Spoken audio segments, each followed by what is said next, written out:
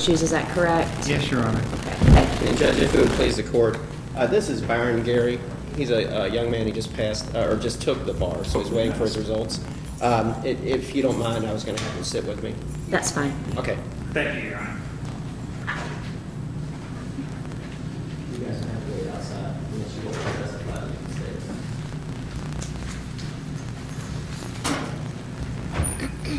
Your Honor, I guess my motions, do you want me to start?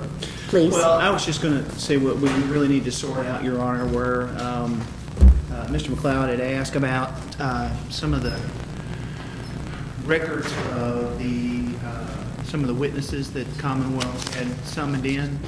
And although I understand that for impeachment purposes, you can ask whether they're a felon, he wants to ask the court to allow him to explore the charges that they were convicted of more fully, Your Honor.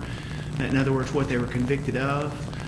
It's the Commonwealth's position that that's not relevant to the veracity of the witnesses, and would ask that although he does have the right to ask the question whether they're a convicted felon, does not have the opportunity to explore what they're convicted of more fully, Your Honor. Mr. McLeod, what is it you're wanting to do during trial? Normally, I would agree with Mr. Shells, but two of the witnesses, and the problem I have as well, there's two other witnesses they plan to call. I know they're on the state side. I know they're felons. I agree that you'd normally only be able to ask if you're a convicted felon or not. But Unless they denied, and if they denied, then you can present them with the conviction and impeach them through the conviction itself. That's correct, but there's a KRA 608 that goes to veracity, and the only two I could find, one is a convicted felon for intending to defraud, scheme, or obtain benefits by fraud.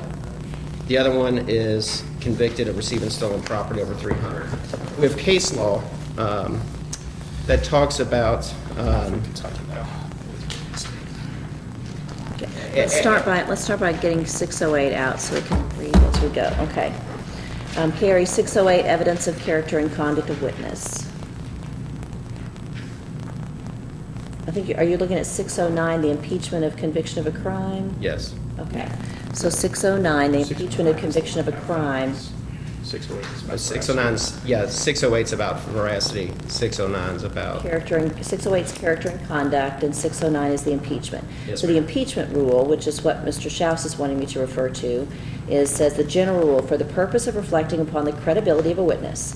Evidence that the witness has been convicted of a crime shall be admitted if elicited from the witness or established by public record if denied by the witness, but only if the crime was punishable by death or imprisonment for 1 year or more under the law in which the witness was convicted. In Kentucky, that would be a felony. The identity of the crime on which the conviction was based may not be disclosed upon cross-examination unless the witness has denied the existence of the conviction. However, a witness against whom a conviction is admitted under this provision may choose to disclose the identity of the crime upon which the conviction is based. So if it's done with the witness's own testimony or if the witness denies it, then it can be used under that provision as the conviction of a crime.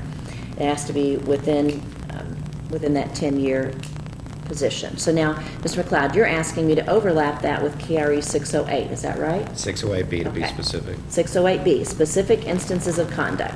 Specific instances of the conduct of a witness for the purpose of attacking or supporting the witness's credibility other than the conviction of a crime may not be proved by extrinsic evidence. They may, however, in the discretion of the court, if probative of truthfulness or untruthfulness, be inquired into on cross-examination of the witnesses concerning, number one, the witness's character for truthfulness or untruthfulness, or two, concerning the character for truthfulness or untruthfulness of another witness as to which character the witness being cross-examined has testified. No specific instance of conduct of a witness may be the subject of inquiry under this provision unless the cross-examiner has a factual basis for the subject matter of his inquiry. So you're telling me you have a factual basis, which is a conviction, and you're wanting me to look at the conduct for which the underlying conviction has been raised as a specific instance. Yes, and Okay, they are so out what of is the Hardin type County. of conduct? Let's do one at a time for me.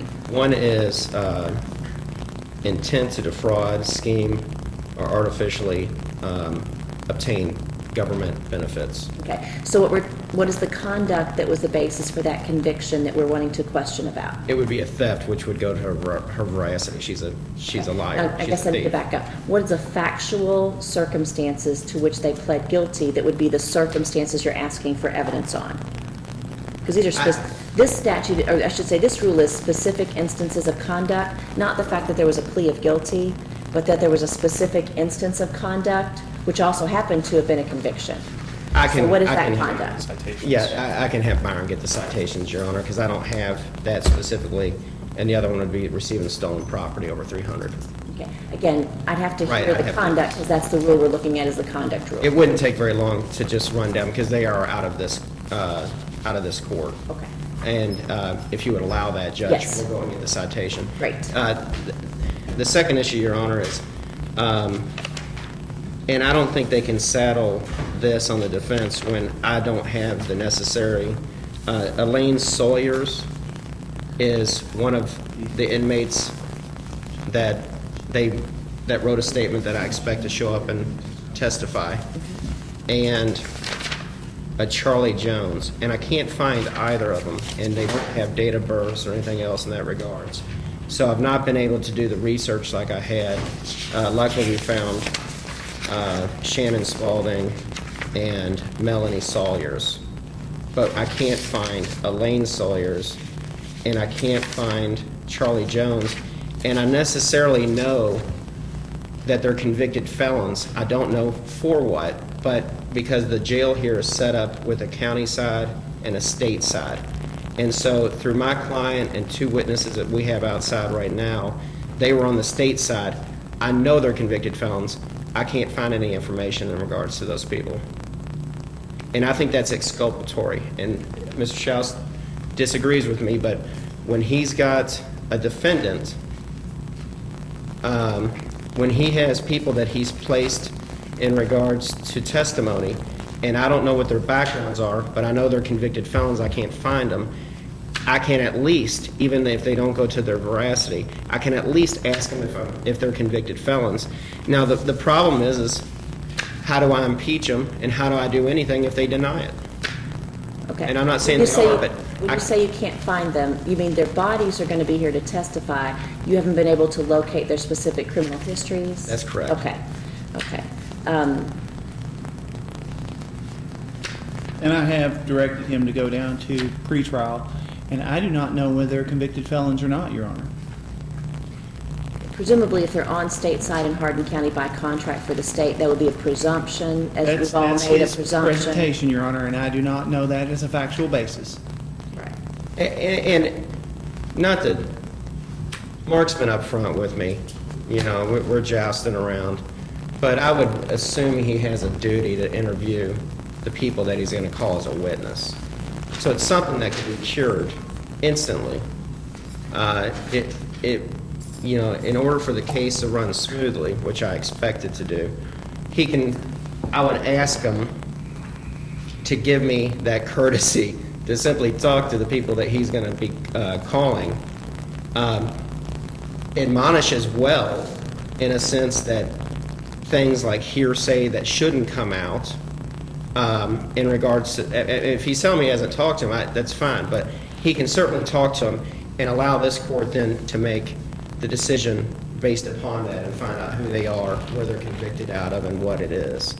I mean, it'll keep the 6 people that actually sit from hearing something that may end up in a mistrial. It'll ensure that everyone gets a fair trial, and that's all I'm trying to do. I don't think I'm putting him out on a limb. I'm trying not to. But if he would just simply ask these people, what's your name, date of birth, to help me track it down, I'll do the legwork. I just can't find them in CourtNet, and pretrial couldn't find them either, but they were on the state side. And they have to be on the state side because the allegation of this terroristic threatening, which is amended to harassment, which was then amended to disorderly conduct, happened on the state side because that's where the lockdown was. So it's cell 280. I know these 2 are convicted felons doing time on felonies, and so they're in the same room. They actually they're all in 280. I mean, if you look at their discovery, not to pod 280, they're all in 280. I guess the question I have to ask then is you're saying that your defendant was on the state side also? They moved her over to lockdown, wherever that is. And I understand, but that they doesn't keep the mean... state away. We know she's not a convicted felon. She's doing 90 days on weekends on a possession of, because she tested positive for marijuana. We know she's not, we know the other two people are not. I know out of Jefferson County, I can't say too much for Radcliffe because I don't practice here often, but once you're remanded to the state, there is a state cell and a state floor in Louisville as well. That's typically the case in Hardin County Yes. unless they're dealing with security issues. And that's why I'm trying to say that if his presentation that this is the way that it is, Your Honor, I guess the question is that how did his defendant who is, or his client who is not a convicted felon as he is represented, and it was on the state side too, Your Honor. So we don't know if those people were actually convicted felons or not, Your Honor. Now, I will tell the court that I have interviewed the witnesses for the facts that were directly relevant to this case. And I have spoken with them, but I have not interviewed them about their prior record. I mean, he has the right to do that, and that's what I was up front with Mr. McLeod, and I told him that when it comes down for discovery here, ask for prior records. We always object, and the fact that he has the opportunity to do that. And what we're coming down to is whether or not he wants a witness list or not, and of course that's something that's not allowed either, Your Honor. A witness list certainly is. I mean, I don't know what I'm arguing here. I mean, what would take 5 minutes, and it's taken 10 courts of this honorable court's time, 10 minutes. We could have just hashed it out. I mean, are you or are you not, and what's your information? I know for a fact that the first two names, I just can't find the other ones. We've done due diligence to try to do it. It's in his ability. You know, they're not going to talk to me wherever they are. I wouldn't recognize them anyway. But I don't think I'm trying to be heavy-handed here. I'm asking for discovery is what I'm asking for. Well, I don't think it is exculpatory in the nature that it goes to the facts of the case and their truthfulness or non-truthfulness of the facts for the jury. It does certainly go to impeachment and the ability to cross-examine. So I don't think that the Commonwealth was required to provide it as exculpatory evidence. But I do recognize that in just a few moments when those individuals are called, that they'll be asked questions, and that an ability to impeach, if we get their name and their date of birth and their address and their social on the stand, that you'll end up just asking for a recess to be able to go and look up those records for them immediately at that point, because we don't have any other information until then. And that would be fine, Your Honor. I just don't want... And I'll give you the chance to take the recess to do that. And Your Honor, I will let the court know that since several of his witnesses, if we're going to go down that road, several of his witnesses are on the state side also, that I'll be asking to do the exact same thing. No, and that's fine. And I'll give them your names. They're on the city side. One did, I think, 90 days on operating a suspended license. My people are not convicted felons. I'll tell them that right now. I'll give them their names. I'll go out and get their social security number. I told Mr. Schaus, and I'll tell you, Your Honor, I'm not a sandbagger. I try to play fair. I try a lot of cases. I'm just not out here very often. I don't expect Mark to know that about me. But I told him up front, I said, I'm not going to try to get you in trial. I'm not going to slide something in that I know would be otherwise inadmissible. And that's why I've confronted him or shown him these records and try to do this to the court as opposed to getting up there and having an objection that Bell's wrong. That's not who I am. I appreciate that. So what we'll do then is when the witnesses come up and when they give that personally identifiable information before you finish your cross-examination, just ask, Your Honor, may we take a recess to confer? And I'll have the jurors out and I'll give you a few moments to be able to go see what records you have based upon that information. Yeah, and actually what we could do as well, I don't want to look like I'm holding the jury up. I can leave the witness available for recall if the court would like, and then Byron can do the research. And if there is a reason to recall, Yes. certainly. That would be appropriate. Okay, but what I don't want to do either is I simply don't know as of now is I want to be able to say, are you a convicted felon? And I have no way to verify that, and that's what I'm asking Mr. Schaus. And I do think it may not be exculpatory, but I need to know who these people are, at least so I could have sent out an investigator. And it's just simply the one person's name, I thought it was Ebide, and it ended up being Elaine. It was written so poorly. But we finally figured that out, but I would ask him for that courtesy as well. And if he doesn't want to do that, that's fine, but I would do the same for him. If you have written statements, you all can confirm that the names on the written statements that have been provided in discovery are consistent between your understandings. That would be more than appropriate. Yeah, and Your written statements, whom do you believe, Mr. Schaus, would you pull your written statements and look at it at the same time? And Mr. McLeod, if you'll pull those written statements and tell me who you think are the signatures, and Mr. Schaus will tell me if you agree that those are the correct names. The one in the discovery is not actually stamped, but it's Elaine Sawyers is one. And this is the thing, I can't find a criminal record on her. So I know she's either going by a different first name or there's something wrong there because she wouldn't be in jail if she had no record. Right. So I know it's somewhere in between. And then the other And one. how are you spelling Elaine? It looks like Ebine, but I finally figured out it's Elaine. Is that your understanding, Mr. Schaus? As I understand it, is Elaine, Your Honor. And there's a Melanie Sawyers, and I don't know if they're sisters. That I I don't don't know. have any way To to. be honest with you, Melanie Sawyers is actually in. She's detained. They had to bring her down. I haven't had a chance to talk to her. So, Okay, and the other names? Charlie Jones, it's with an I, no E. Charli? Yes, ma'am. And is that who you show? Is that the name you show, Mr. Yes, ma'am. Schaus? Okay. And those are the two people that I simply cannot find in court net, or I can't, pretrial services couldn't find them. And they're like, they're housed in our jail. I'm not finding them. So I don't know if they've subsequently been released, which is fine. Our jail list only shows our county side prisoners, doesn't it? Is that right? Do we have stateside on our jail list? Okay, let's see.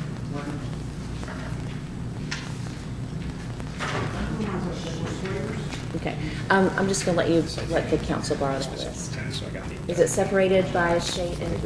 No. Okay, so it's just an alphabetical roster of everybody there? Okay, council, the bailiff is printed out each morning an alphabetical roster of everybody at the jail. I thought they were only county, but they say they've got stateside. Oh, great. So if you want to look at that list, you're welcome to look at that list. We're just in alphabetical order.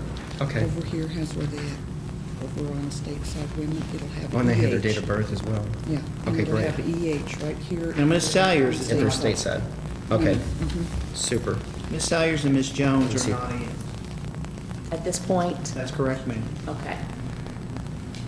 Okay, so, They're outside, Your Honor. okay. And So Judge, you're looking for is in there, apparently, you're saying they're already out. right.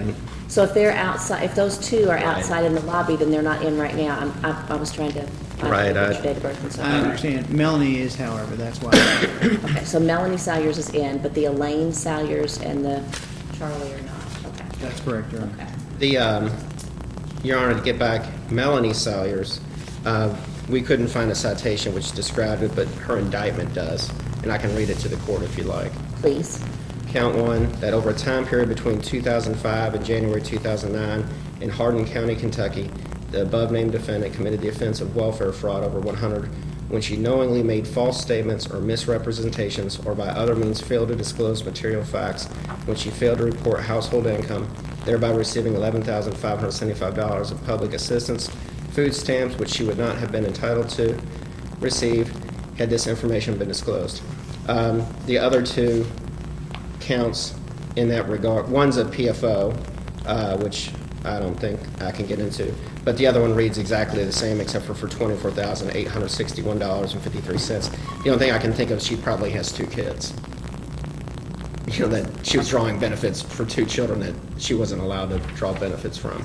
And if I can, would you like to see this? Yeah, I can approach Judge and I can give that to you so you can see it as well.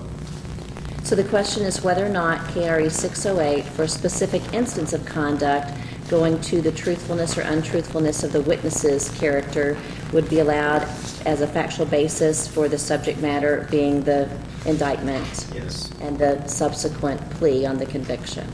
Right, so when she's testifying, obviously you know where I'm going. Yes. And Mark's gonna know where I'm going. She'll lie.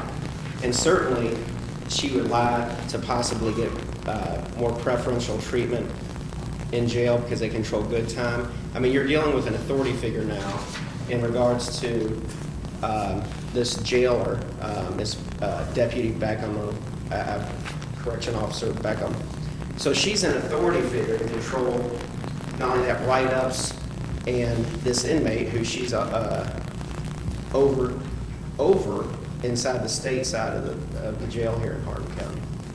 So the allegation then that we're presenting is that that particular indictment and the factual basis for that indictment would be directly related to the character for truthfulness. Yes. And not asking that it come in as a conviction, but as a specific instance of conduct directed to truthfulness. Well, I would start that you're a convicted felon. Right. But in And- order and to I get would roll beyond into- those words and get into 608, we're at that context. And I'd probably, just to give you a heads up, I'd probably say, and you would lie. And she'll probably say, what do you mean? I'd say, you would not tell the truth, correct? And if she wants to deny that, then I say, now you've lied in the past. You're convicted of lying. You're convicted of fraud. What's the difference? And I'll let her squander around and wiggle around and try to get around that. And at the end of the day, however she plays out, she can try to be honest, but she's just not. Mr. Schaus, do you have a position on Rule 608 and this specific instance of conduct under paragraph B? Your Honor, there are two issues. One is the fact that the broad statement of the indictment covers a statutory definition and then does not address directly what the conduct was. I don't know if she failed to disclose that somebody else was living in the house. That doesn't mean she actually told a lie. She may have failed to disclose that. So I don't know that that actually would go directly to whether or not she came into the office and said, hey, by the way, nobody else is living here. The allegation of the indictment to which she pled says that she failed to report household income, thereby receiving two different amounts in public assistance food stamps that she would not have been entitled to receive had the information been disclosed. So I do think those are issues concerning probative of truthfulness. Okay. So concerning Melanie Salyers, after the question of impeachment under 609, Counsel McLeod will have the opportunity to review 608 concerning the probative of truthfulness or untruthfulness during cross-examination under 608. So I'll let you keep this indictment to use the specific conduct. Thank you. And Judge, I'll go ahead And remember, as we said, the PFO is not an additional I understand, and I don't. questioning. Thank you.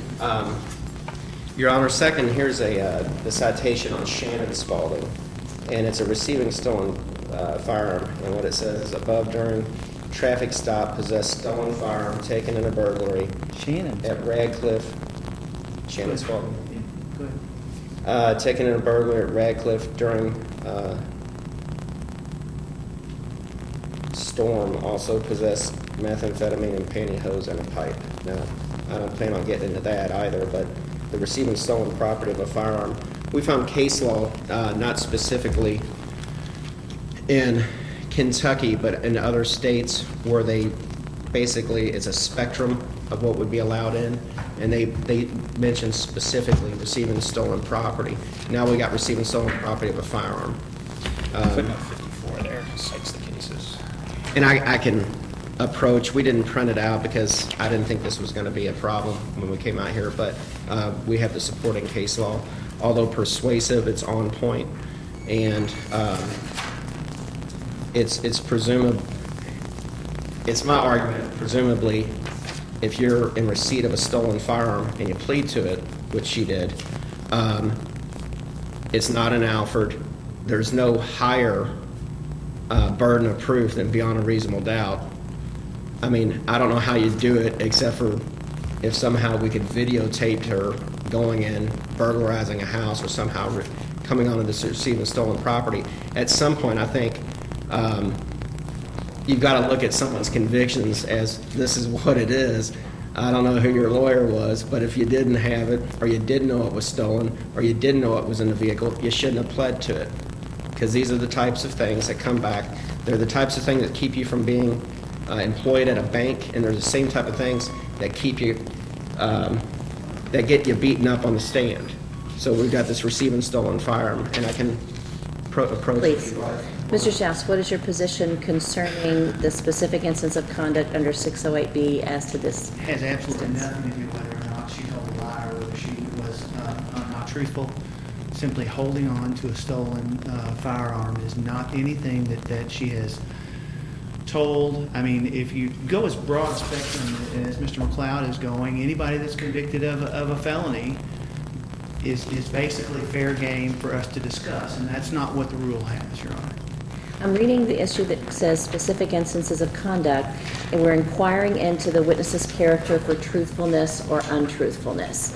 And I'm trying to go back to this issue with the traffic stop, possessing the stolen firearm from a burglary, how that goes beyond criminal conduct, which obviously it's criminal conduct. She was convicted of it. No question it's criminal conduct, inappropriate conduct. But how it goes to the issue of truthfulness. Well, she's By possessing possession. something that's stolen. And Yes. a defense to that would be a receipt for $250. I don't know about here specifically, but a stolen firearm in Jefferson County goes probably for $50. And no one has a receipt, and they might be a convicted felon. But for her to not know where that gun have came from, and she pled to it. Oh, and it may well be intentional criminal conduct. I I'm think not, it's- I'm not trying to present her a defense. I'm saying she may well have intentionally taken this gun and held it for somebody, knowing it was stolen, knowing she was putting herself at risk, and intended to do that and pled to it. But the issue that I'm having is that I can't find that conduct to go to truthfulness or untruthfulness. It's certainly criminal. It's certainly deceptive in the intent of, I don't want the police to have this weapon. But I'm not getting it to her character for truthfulness or untruthfulness. I just don't know, trying to distinguish, in whatever this court rules, Your Honor, obviously. I don't know the difference between you steal something out of a store and then a police officer pulls you over down the street because they didn't see you steal something from the store, but they know the merchandise is stolen. Now, reading into it, when you plead to receiving stolen property, you know it's stolen, it goes to her veracity, and she's a thief. And I don't know the difference. I don't know, we can call it what we call it, receiving stolen property, but as soon as you do that, you've put your character into play in regards to your veracity. If I I would don't have know. never We've taken... definitely put her character into play because it's criminal conduct, potentially intentional criminal conduct, flagrantly in violation of the law. But whether that is to the element of veracity of her character is a different question. She may say, yes, I know it was stolen, I admit to you it was stolen, and I'll take my lumps. And that's it. That might be very truthful statements. I knew it was stolen, and I admitted it was stolen, and I took my lumps. And that would be toward her character for truthfulness. But I think her response to the situation is the truthfulness or untruthfulness rather than the actual criminal conduct that's alleged. So I'm not going to allow it on Shannon Spalding because I'm not convinced that the possession of a stolen firearm goes to the conduct, to the issue of truthfulness or not truthfulness. It certainly goes to her issue of whether or not she has, criminal conduct in her past. But And Judge, just one last argument for the record. yes, If you're in possession, and she knows she's in possession of something stolen, it's different. If she had robbed someone, I could never get into that. I mean, that's the one, it's not, there are plenty of charges that are not impeachable to your veracity. And I remember case law that says, if I put a gun to Mark's head and I said, give me your money or I'm going to kill you, that's an honest statement. So robbery, where you're actually physically taking something from someone, that wouldn't be admissible. I would agree. But later on, if you have something stolen and you know it's stolen and we know she knew it was stolen because she pled to it, the presumption is there. she's a thief, and I think that goes directly to her veracity, and that's just for appellate purposes. I think you Certainly. made your decision. We're clear on the record. I understand the argument, and it's preserved. Yes. Okay. So I will allow it concerning the issues about fraud, because it specifically states failed to report, which would go to the issue of truthfulness or not truthfulness directly under 608. But as the matter concerning the receiving stolen firearm, I'm not going to accept that as meeting the level concerning conduct for veracity. Okay. Were there other witness issues we needed to address before we began jury selection? There are, Your Honor, and I don't know the answer to this, but the witnesses that they have plan on calling. Now, the other ones are out, but when they're going to come and testify, I mean, Davis v. Alaska goes into it a little bit, but if they're going to come in and they're going to testify, they're going to testify for someone who's an authority figure in their life when they're in jail.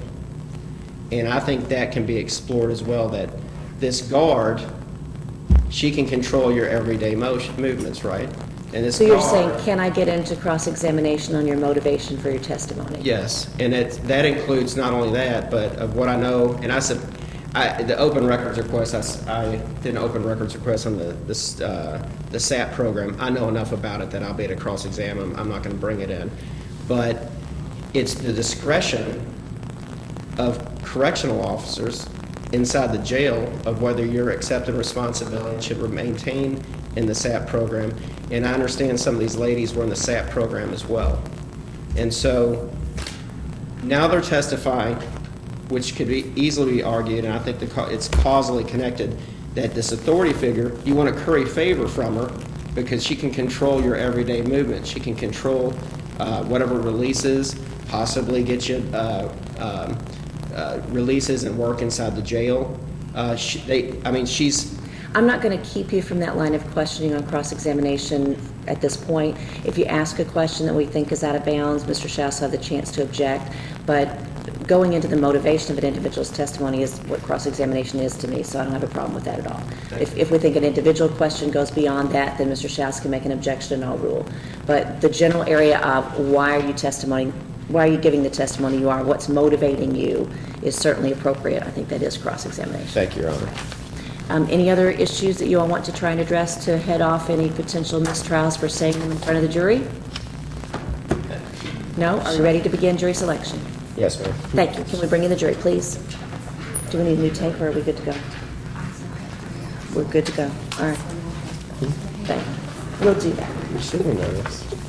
Gentlemen, based upon the timing, I would expect that what we'll probably do, depending upon how long jury selection takes, we'll either select the jury and then take lunch recess, or we'll select the jury and do opening and take lunch recess, depending upon how long it takes for jury selection. Judge, and that's fine, and my voir dire isn't very long. We'll see.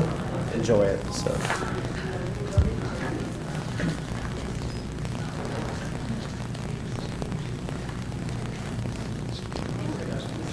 Yeah, the judge is going to allow us to do is we'll get their social security number, date of birth, and everything else, and then we'll leave them subject to recall, and you can jump out. Okay, I can get it at lunch. They have Wi-Fi over there. so Oh, I that's can find perfect. it. Okay. Judge, is it proper to turn around, or Pardon me? do you want us to turn her? I don't know. I thought they were going to. We'll get him up here.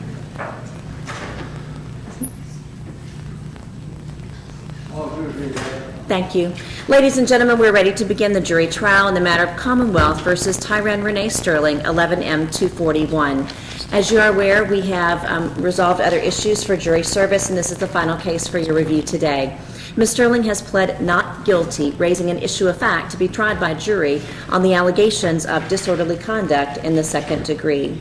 It is my understanding that the clerk has given the jury roll call this morning and that all jury members required to be present were present or previously excused. Is that correct? Thank you. Ladies and gentlemen, as we begin the process of selection of a jury, remember that you need to listen carefully and answer openly and honestly any questions that may be asked of you. If at any time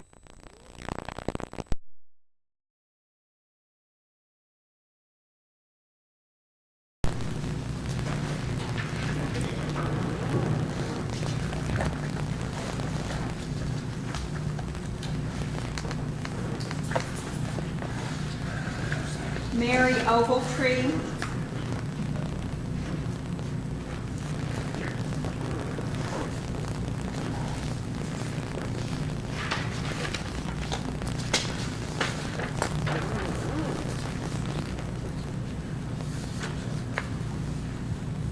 Charlotte Clark.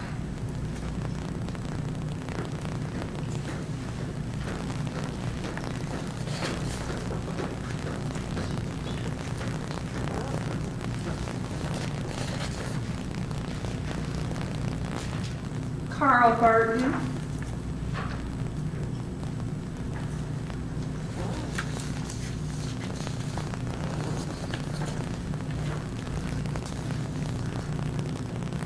Doris Holloway.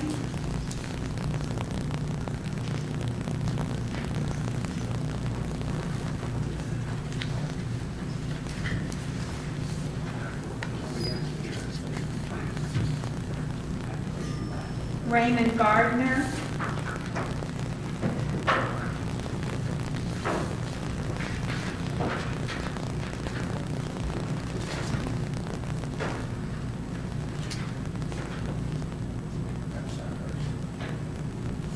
N.S. Andrews.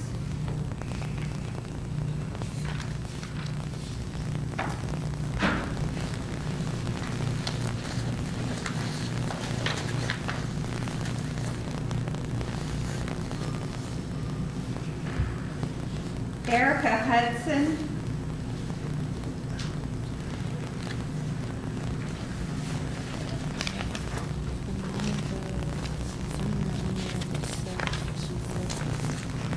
Sheba Decker.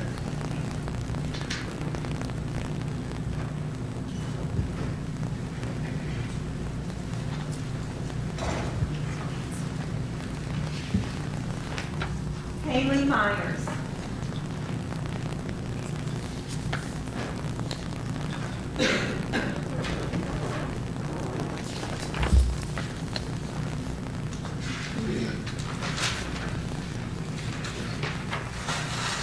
Will those 12 of you who have been called for it, please raise your right hands.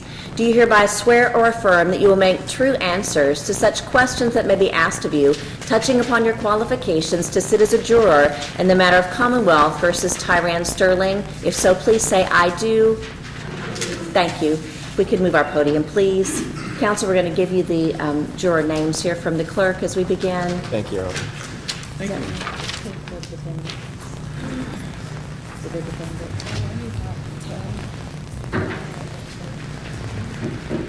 Thank you. Today we have two attorneys that will be working with you in your jury trial today. Mr. Mark Schaus is here from the County Attorney's Office representing the Commonwealth, and Mr. Brendan McLeod is here as defense counsel. Mr. Schaus, do you have questions for the potential jurors? May it please the court. Mr. McLeod. Yes, sir. Ladies and gentlemen of the jury. I won't go through my whole book, I promise. I won't be that long. I do this to try to keep me on track, okay? But I do have to talk to you about some things to, what we're trying to do is determine a fair panel. Not only to the defendant, but to the Commonwealth to try this case, okay? Now, today is a criminal trial, okay?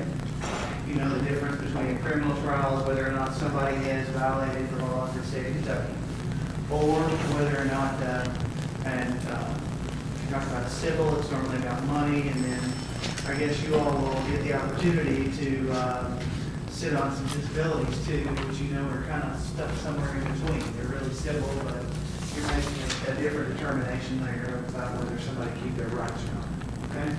But we are about a criminal case, whether or not somebody violated the law of Kentucky, all right? Okay.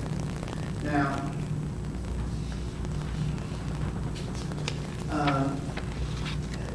get something right off the bat. Have y'all sat on a criminal trial yet? Some, yes? Okay. Hey, did you do it this term? Okay. So, have y'all heard about the beyond a reasonable doubt? Heard about that? The fact that we can't determine what that is. We can't tell you what that is. That's for you to determine. That's why you are the jury. Okay? Now, let's see, what kind of case did you sell? And anybody else sat on a criminal case? Did you sit on one this term or maybe a full? Okay, all right. What was your name? Okay. Did everything work the way it was supposed to? You feel all right about the way it went? Huh? Oh, yeah, we both. Okay, that's fine. No, I just wanted to make sure you felt like the system worked the way it's supposed to. That's why we're here. I mean, because as we start right now, this defendant is not guilty of anything. Okay? She's presumed innocent. What we're here today is for the Commonwealth to prove beyond a reasonable doubt that she committed a crime. Okay? That's the Commonwealth's verdict. Is there anybody that would prefer not to sit on a criminal case? No? Does everybody believe that everybody is responsible for their own actions? Yes, I'm getting some people going, is that or is everybody responsible for their own actions? Yes? Okay. All right. Believe that the laws apply equally to everybody. Now, you all as the jury are the determiner of facts. You all determine what happened here. You know, that's one of the you're going to hear testimony, for the most part, what I anticipate you're going to hear today. You realize in testimony you're going to have somebody sitting in that box right there and swear to tell the truth, and you all are going to have to sort it out. You all are the ones that determine actually what happened, or what you believe happened. Okay? Now, there are other types of evidence, like physical evidence, something you can hold, and then there's circumstantial evidence. And I don't anticipate that we'll have any of that either, but I always use the example of circumstantial evidence is if you go to bed at night and there's no snow on the ground, and you get up in the morning and there's snow on the ground, what do you know happened last night? Not exactly. But you didn't see it, but you know how you got from point A to point B, right? Okay. All right.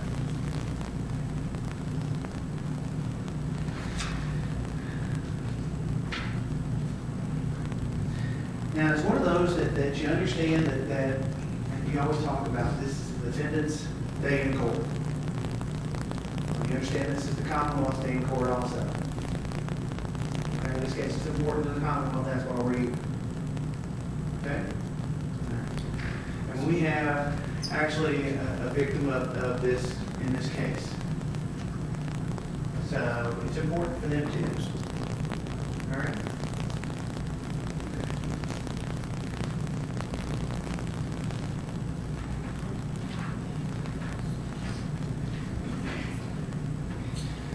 Now, I want to ask, over a period of time, have you all feel like you built up a set of experiences that help you put what you see every day in context?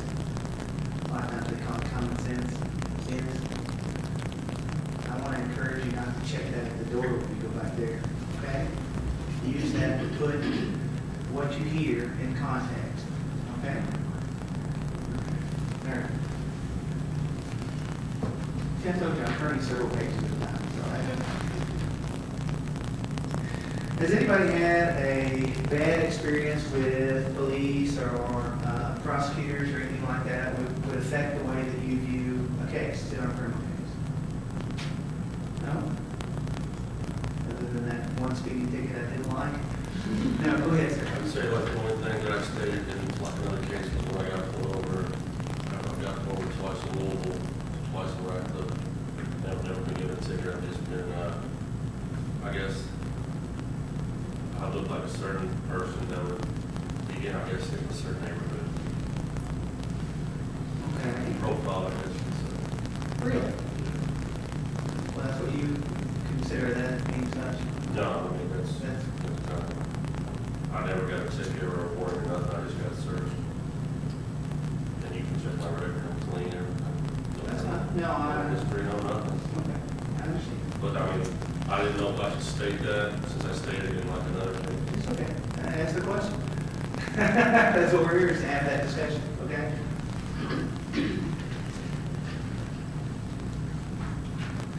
I always talk about on the fact that this is not going to be CSI. It's not law and order. You understand that we will have conversations at the bench and things like that. Those are things that we need to sort out by the rules that we have to go by, okay? We're not trying to, do something out of the ordinary or anything like that. That's the normal process that we have. Also, don't anticipate that anybody's going to jump up in the back and say, I did it, or any of those other things. I always, when I started doing this, I actually was using Perry Mason as an example for somebody, jumping up in the back of the courtroom and saying that I did it. And then a lot of the other jurors started going, "Who's Perry Mason?" So anyway, I had to start doing like law and order at CSI and stuff. And there's not going to be blue lights in the background and all the other stuff that about some kind of fiber out of India that was, that they traced back that, some kind of strange cloth or any of that kind of stuff here. You understand that? I mean, CSI makes great TV. That's why they're such a hit. But a lot of the stuff they do is not even possible. Okay? But like I said, I like black lighting too. The blue lighting too. So anyway. I want to ask you, we can't define reasonable doubt for you, but I need to ask you, does conflicting testimony automatically make reasonable doubt? Does it? That's part of the reason why I asked that question is because it's your job, and that's what we talked about before, to determine the facts of the case. So you all get to sort that out. Do you believe? And what way to give the evidence? You understand that? Okay? All right. And I guess I say that, although it's not really particularly in this case, is if you think that there's reasonable doubt in any case where there's conflicting testimony, could a victim ever have a crime committed against them while they were alone?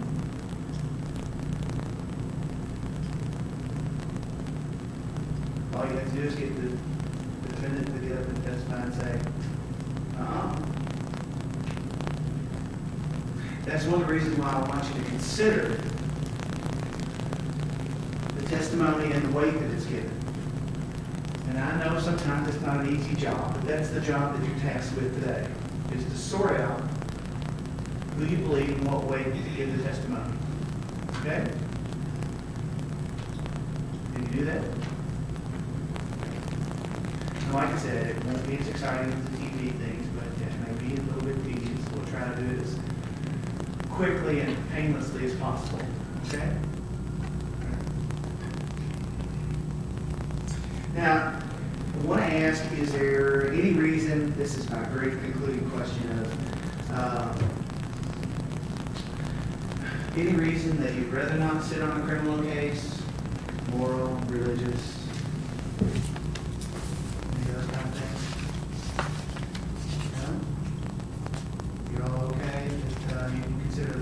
punishments on the cases that's given to you? Yes? Okay. Thank you. Thank you. Mr. McLeod, you have questions for the potential jurors? Yes, Your Honor. Ladies and gentlemen, I'm Leonard from Hardin Committee on Kentucky. I want to address this first. There's no good story behind this. I served in the Army. I served in Special Forces in Operation Desert Storm. I've had nightmares since, and occasionally I go off to bed. So this was from the counter on the side. I wish I had some 10 guys surrounded me, duked it out and won, but that didn't happen. Now I get to the substance. I want to ask, does anybody know someone named Tanya Bell who's going to testify for us? Yolanda Politan, Lolita Williams, and that's my client's mother.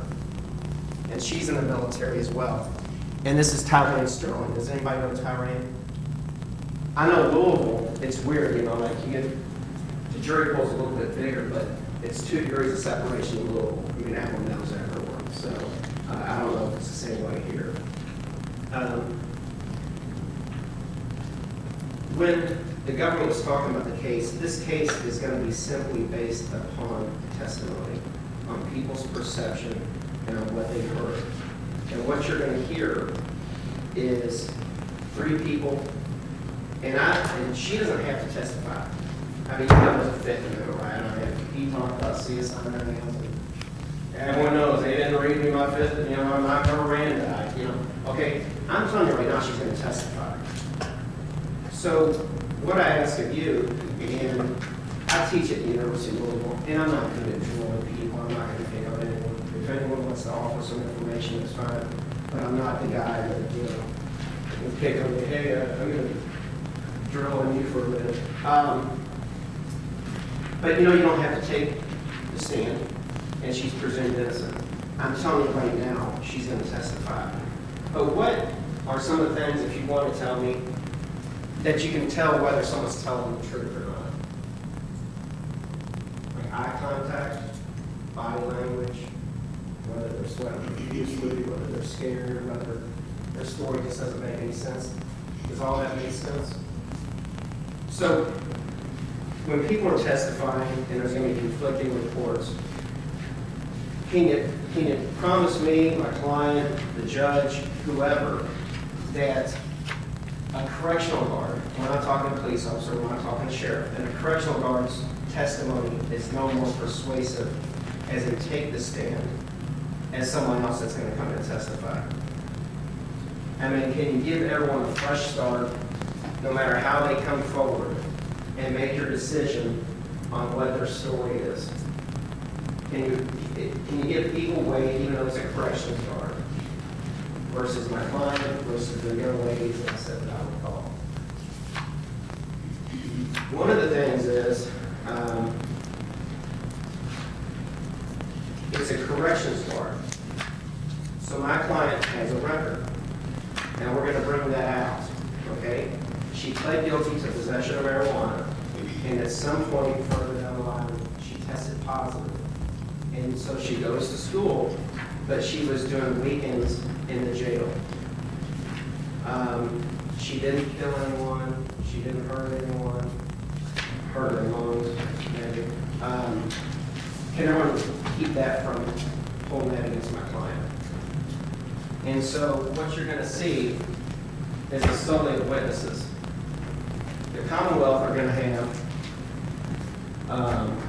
3 to 4 felons coming to testify because your jail here has a state and a county side. My client's going to testify. She's not a convicted felon. She's a student. When she started weekends, she lost her job because they couldn't accommodate her working. And the other 3 young ladies were in jail on operating on suspended license doing weekends as well. And they're personable. They're going to come in. I haven't seen their witnesses. I haven't talked to them and separated them so they couldn't hear each other's what their stories were. They all make sense. And I don't know why this event happened today. I don't know why we're here today, but that'll be your decision on what the proper disposition is. Now, does anyone here have family, relatives, good friends that are police officers? A son-in-law? Do you like him? Okay. That's a loaded question sometimes. Is he here in Radcliffe? No, he's in Fort Wayne, Indiana. Okay. But just because your son-in-law's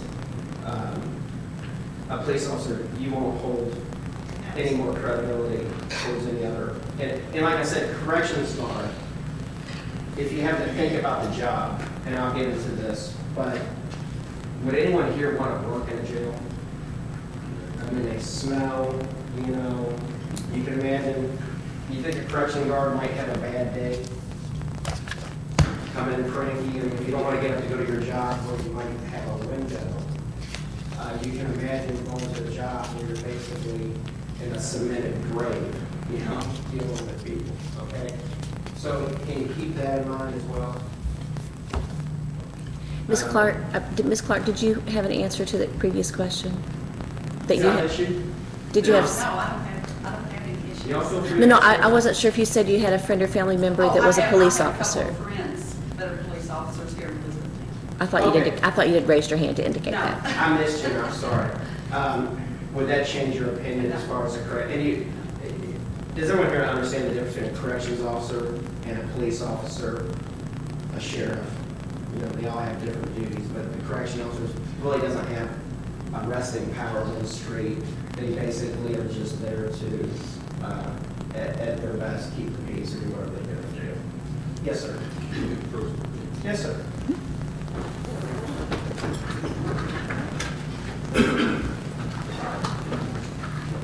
Good morning. You want to come right over here, Mr. Burton? Yes. Yes, sir. Yes.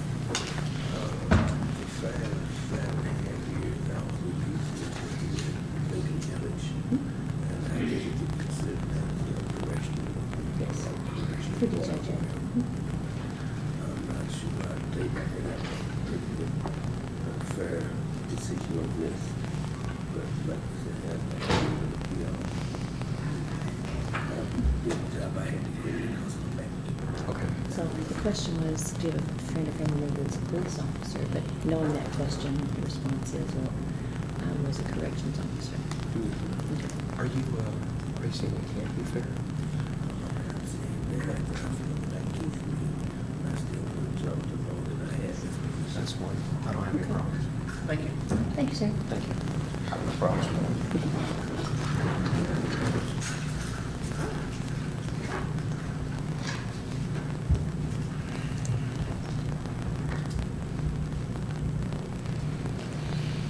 You know, the DUI cases, two ladies sat on the DUI trial. There was physical evidence there, right? Okay. And Mr. Schaus went into that there's circumstantial, testimonial, and physical evidence. You're going to have nothing but testimonial evidence. Does anybody have a problem with that? Unless you have questions, I don't have any more for you. I haven't, my cousin that says they talked to this person, but I do know that that's her job, is a correction. Okay. In somewhere, and I don't know where. Okay. No problem. I appreciate it. I might know her, see her. Oh, here? I mean, she's from Vine Grove, I don't know where she lives now. Okay. I mean, But you don't know if she's here or not? Right, I would know her name, Her name is Beckham. She'll be a deputy Beckham. but I would know her main name. But she's married. I don't know. I'll be honest with you, I don't think I know that. I just don't, you know, I mean, if she should show up, I would be like, you know, I think I might, yeah, maybe that's who that is. And if, can we approach her? Yes, Mr. Schaus.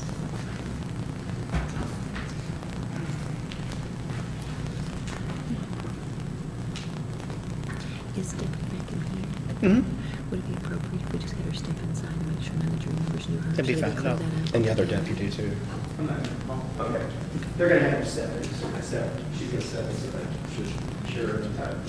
I think it would be a simple thing to do now, to say, I don't know this individual by sight, than to find out later after we seat I know where six. she works at, and I. There's a simple yeah, solution. very- Yeah. I appreciate that.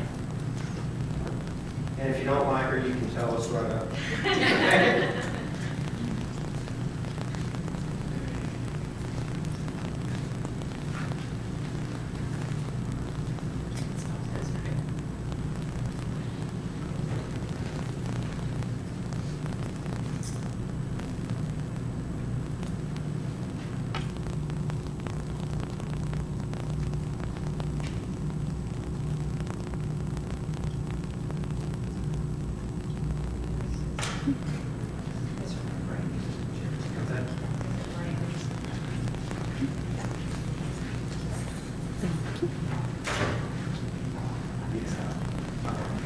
And Deputy, would you give your full name, please? Thank you. Okay. Ms. Wardrop was trying to determine, because we didn't know who the individual was, if perhaps you all might know each other. Yes. Okay. Thank you. She's Great. a district council. That'd be great, thank you. I have one more question. Thank you. Ladies and gentlemen, those of you who've been seated for jury service, is there any other matter that you believe that you need to call to the court's attention that would affect your ability to sit as a juror in the matter here? Anything that might prevent you from rendering a fair and impartial verdict? Sometimes counsel asks questions that almost get to where you think you need to raise your hand. Is there anything you think you need to let us know before we finish our jury selection? Okay. Hearing none, counsel, each of you had the opportunity to make 3 strikes. If you want to use the conference room here just outside the first or the conference room at the end of the hallway, you're welcome to take anyone you'd like with you to make those selections. Thank you, Your Honor. And can we approach? Certainly.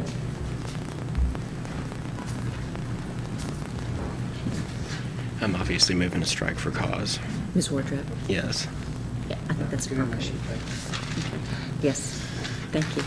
Great, thank you. Thank you. And gentlemen, are you all asking then that we reseat that?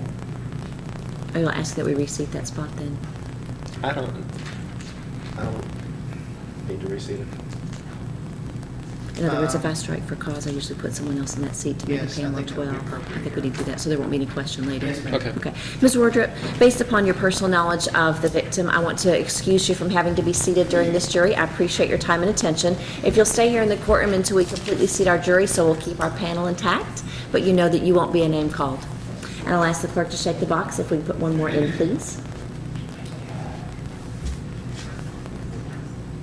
Douglas Hawkins. Mr. Hawkins.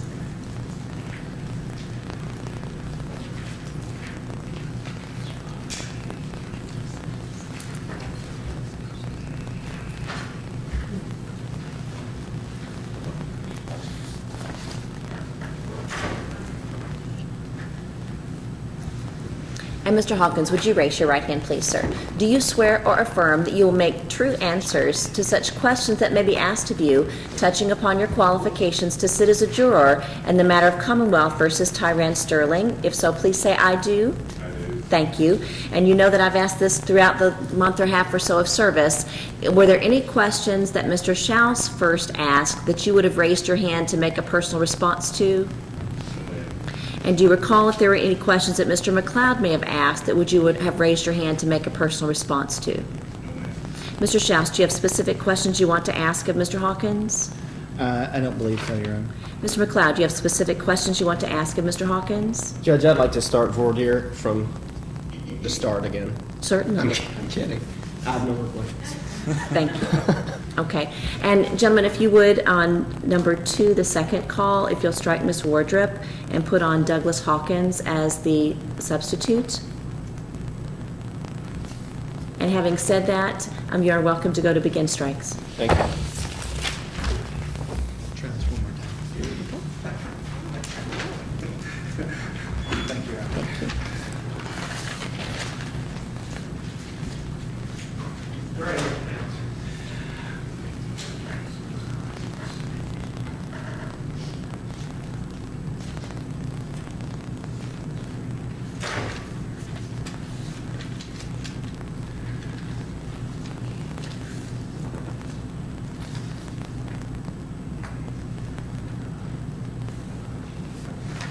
So they changed the wording on the bottom, instead of saying pink and yellow. That makes no sense. Would you tear it apart? You don't know what 37 or 30 is. That makes sense. How silly.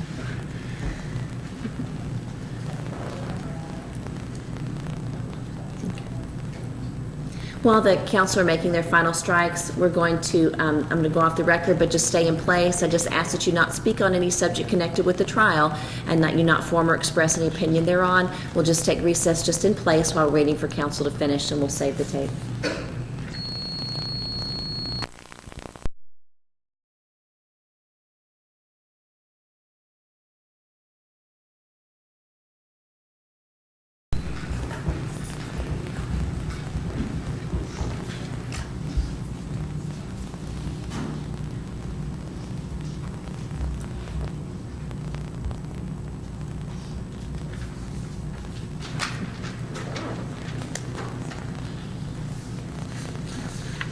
Ladies and gentlemen, the clerk is going to pull the names of anyone who may have been stricken by counsel, and we'll shake up the balance of those names, and we'll call for the 6 individuals who will be the jury in this panel.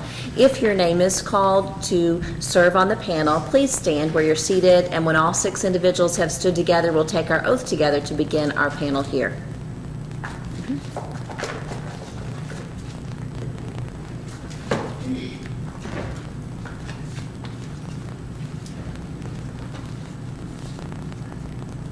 Charlotte Clark.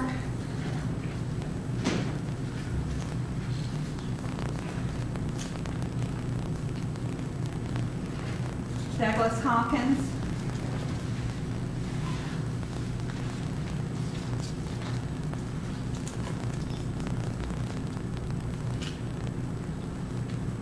Haley Myers.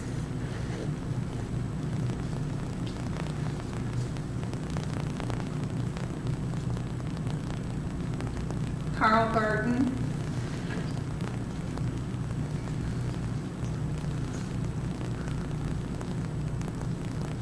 Mary Ogletree.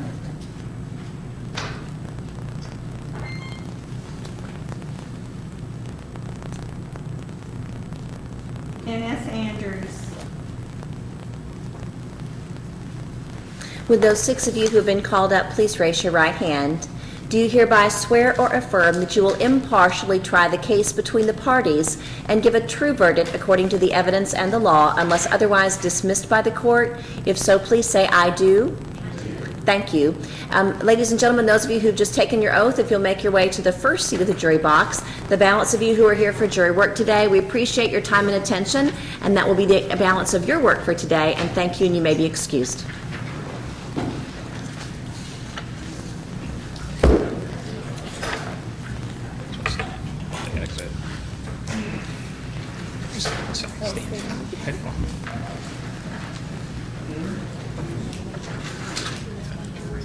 Counsel, is 1 hour adequate? Yes, fine. That'd be fine. That's my experience. Thank you. Ladies and gentlemen, those of you who have been seated for our jury today, you understand that we do have jury work and that I do my very best on a non-jury day to work until the work is done and never take lunch. But I also do my very best on a jury day to actually give you all in the lunch recess. So what I'm going to do between 12:06 and 1 o'clock, we'll let you have your lunch recess. I want to remind you that during this recess that you're not to speak with anyone on any subject connected with the trial. You're not to form or express any opinion thereon because the case has not been submitted to you. When you return from lunch, if there's been anything said or done that you believe was inappropriate, make sure you let the bailiff know so that we can report it to the court and address it. Having said that, we know that everyone is going to go out the same doors and out the same lobby area and into here in E-Town to find lunch. Remember, if you see anyone who's been here in the courtroom or even in the lobby area, not have any conversations with those individuals, even if it was going to be as polite as, "Isn't this cooler weather wonderful?" If you have that conversation, somebody may think it was an inappropriate conversation, having heard only part of it, and then end up reporting to the bailiff that there was something inappropriate about talking. So the attorneys and their staff and the witnesses are not going to be rude, but they're not going to talk to you. They may smile politely. If you find yourself at the same eatery this afternoon for lunch, do your best to sit away from one another so nobody accidentally overhears conversations, because we want to preserve the jury selection, make sure we can finish our trial this afternoon and today. So we appreciate the fact that you're here to serve. You are excused for lunch, and we'll see you back at 1 o'clock. Just come right directly to these seats, and we'll begin at 1. Counsel, are there any other issues we need to address before we go off the record? No, Your Honor. Okay. Once the jury is out, the courtroom, do you intend to lock the courtroom? We'll lock it. Yeah, we'll lock it until about 1:45. So this is Tyran Sterling at 11M241. And counsel, are you aware of any matters that need to come before the court before you begin our opening remarks? No, Your Honor. Ladies and gentlemen, those of you who are on the jury, you've had your lunch recess. Can you confirm to the court that during that recess that you did not speak with anyone on any subject connected with the trial, that you did not form or express any opinion? Is all of that true? Is there anything you all need to report to the court about any conduct during lunch we need to be aware of? Hearing none, Mr. Schaus, on behalf of the Commonwealth, you have opening remarks. May it please the court. Commissioner Black. Yes, sir. The ladies and gentlemen of the jury. This is the case, and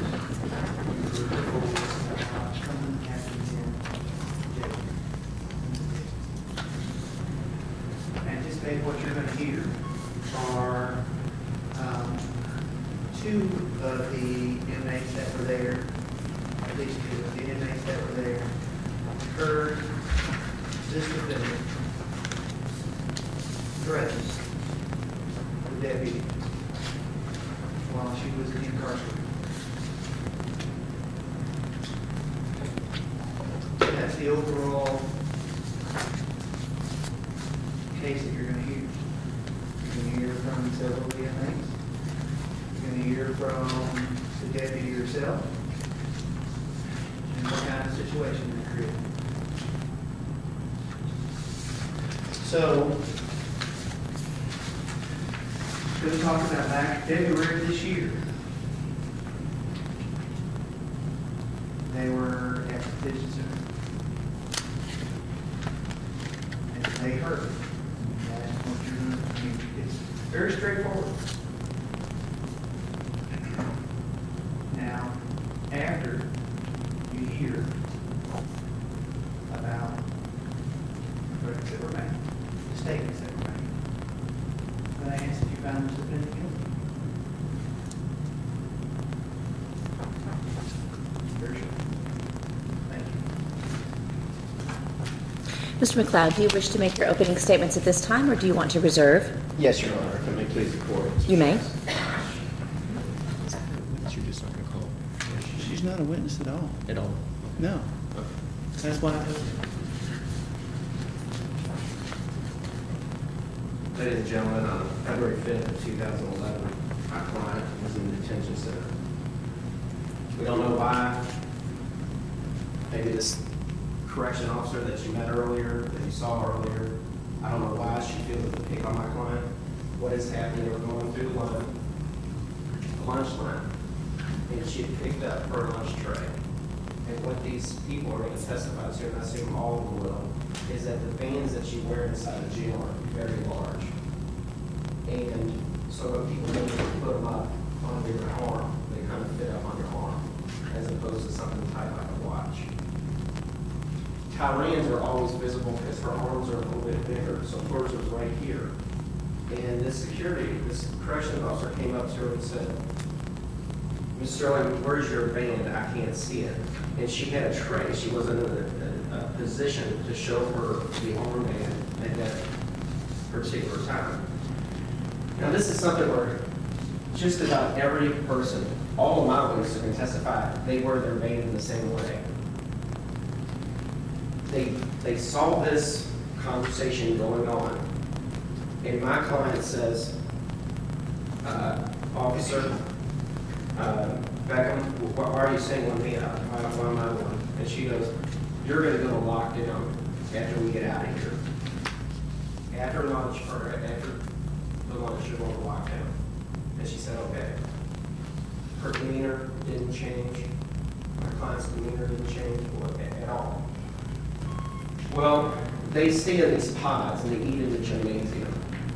So when they were done, what they did is they walked back, and this correction officer here said, because what they call her boat, where they keep your clothing in and everything else, she was getting some whites out, she's getting socks, she's getting an extra pair of underwear.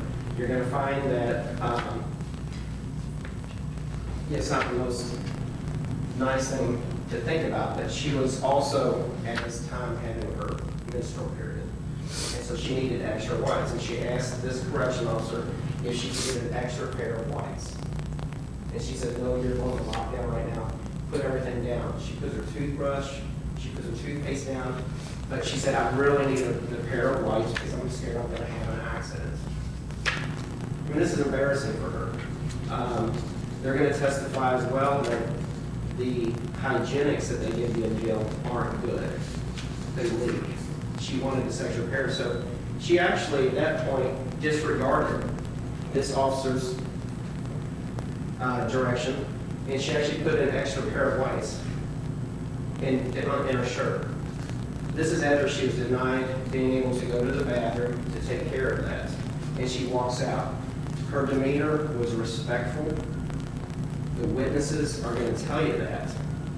So whether Deputy Beckham took it as disrespectful for her, that this inmate's saying, no, I'm going to take this extra pair of whites, I've got to take this extra pair of whites, I mean, it's just necessary.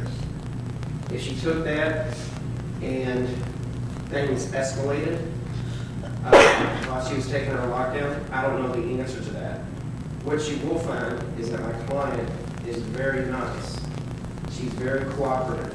The people that are going to come and testify for her are actually going to say, she is quiet, and the thing she said when we came in was, listen, if you're just quiet and lay back, everything's going to be fine. The weekends go fairly quickly, because they're all in the weekend service.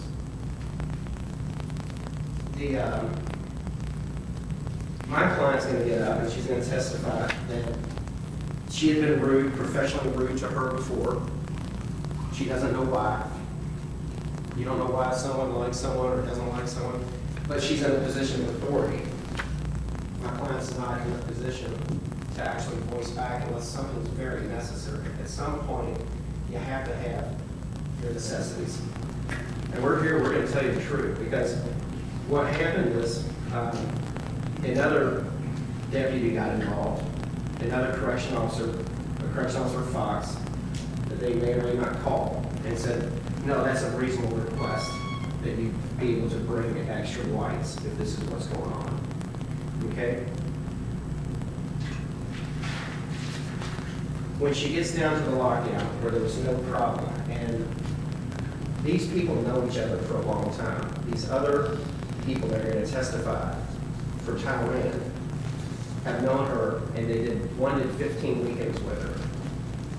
They know her, not hot-tempered. It's just not who she is, not mouthy back, in there to do her time.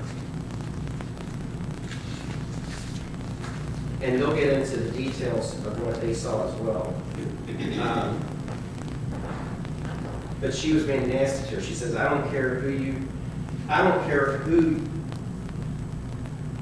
you tell. I'm the one in charge of your ass. That's something that this correction officer said to my client. She's having a bad day, doesn't like my client, I don't understand. My client at some point stated, you would not talk to us like that if we weren't in here. That's the threat. Okay? She says you're disrespectful, you're acting unprofessionally, and that's the threat that the Commonwealth is trying to hang their hat on.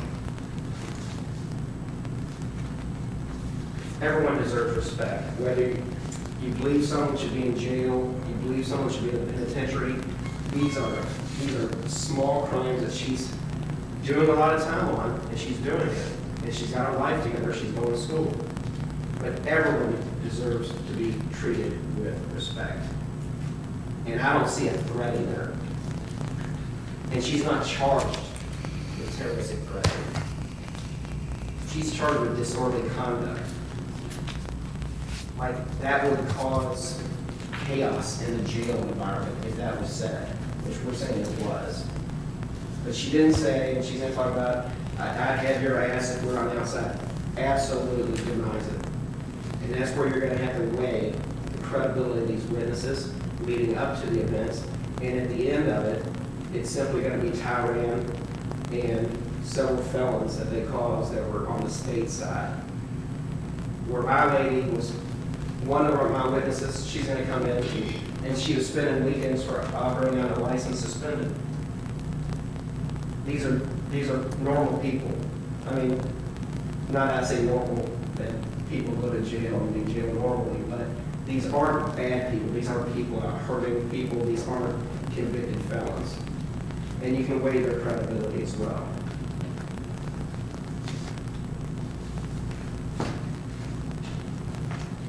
She ultimately received her extra whites because that was reasonable.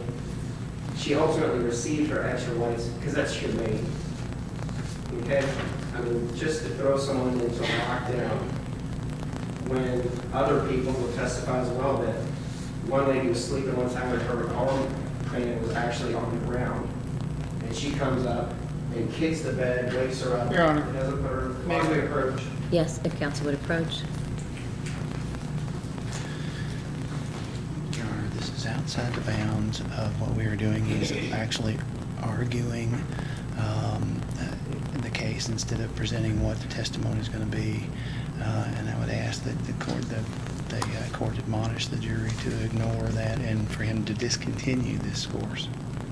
That evidence will come in. I think it goes directly to if, I don't know how it's disorderly conduct, but to initial aggressor, just because she's in an official capacity doesn't put her in any other, she doesn't get the benefit of what other inmates have witnessed her do. And you intend to have witnesses that will present the statements that you're making in argument? Absolutely, and say that they didn't put her in lockdown. That she kicked the bed, woke this inmate up, said, "Get your armband on," and didn't send her to lockdown. I've got it. At this point, since the purpose is to show the jury where they intend the testimony to go, I'm not ruling whether it's admissible or not admissible, but I'm allowing it as appropriate argument for opening statements, since it's intended to show the jury what they expect to show for a witness. Okay, but I was going to say, but it's one of those, exactly the point is the fact that it's argument, Your Honor, not just making a statement. It's testimony. It's noted. Thank you.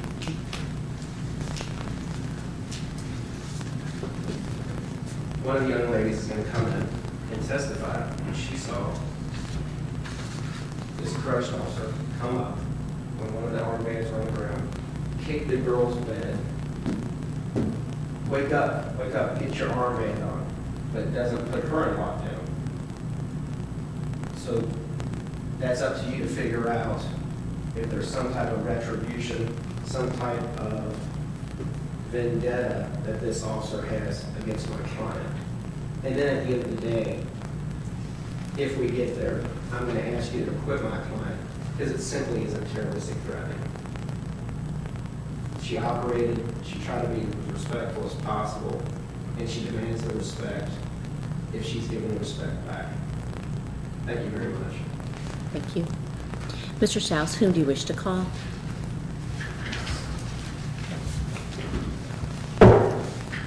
Commonwealth calls Elaine Salyers, please, Your Honor. Thank you. Is she in the lobby? She is, Your Honor. Please, Elaine Salyers.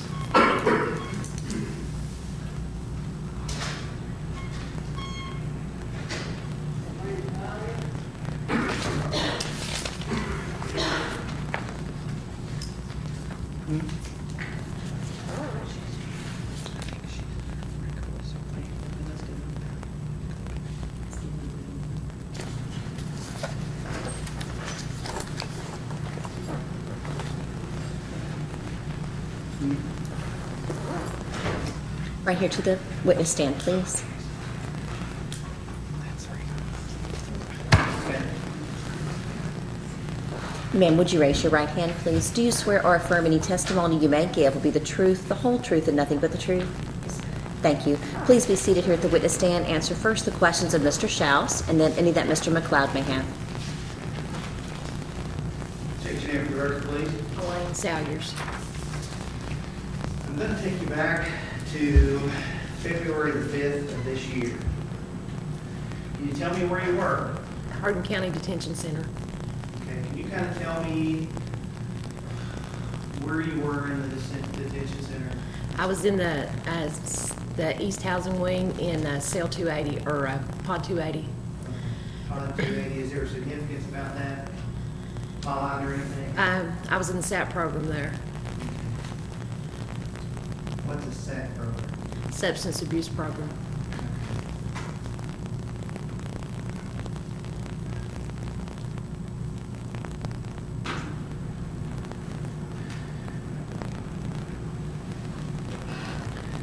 Now, during that period of time you were there, did you see the defendant? Yes. She was in jail also? Yes. Now, tell me from the first time that you saw her come through on that day, and tell me what happened. I was in pod 280, and I heard someone being real irate. So I walked to the pod door, and she was coming across through the day room with Deputy Beckham, and she was cussing, and she said to Miss Beckham that, can I say what she said? Exactly. I think it was like, bitch, if we were on the streets, I would show you, you know, I would kick your ass, or I would show you something to that effect. Okay. Now, you said irate. What do you mean? Was she She was- calm and quiet, or tell me what? No, she was cussing, and she was cussing and screaming real loud. Did she cause disturbance in the pod or in that general area? Yes.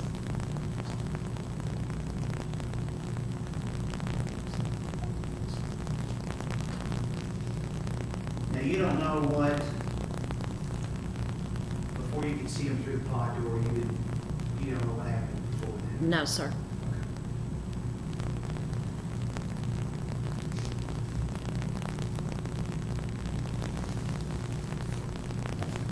Now, let's talk about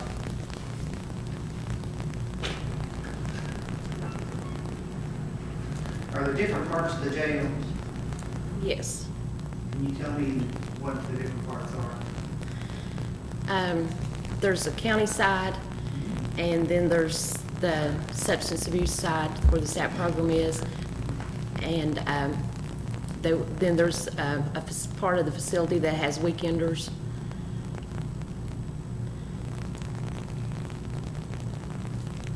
And I'll just go ahead and ask you, you're a convicted felon, man? Yes, sir.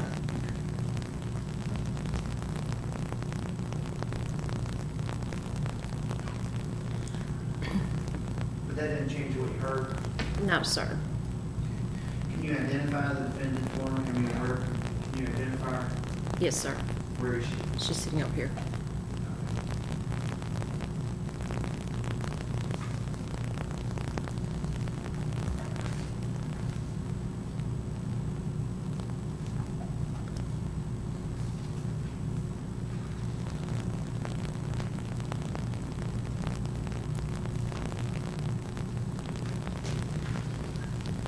And that's the lady you heard making this threat and yelling. Yes, sir. Did you see what happened after that? She was put in the isolation cell right next to the pod, and I didn't see what happened after that because I went into my cell.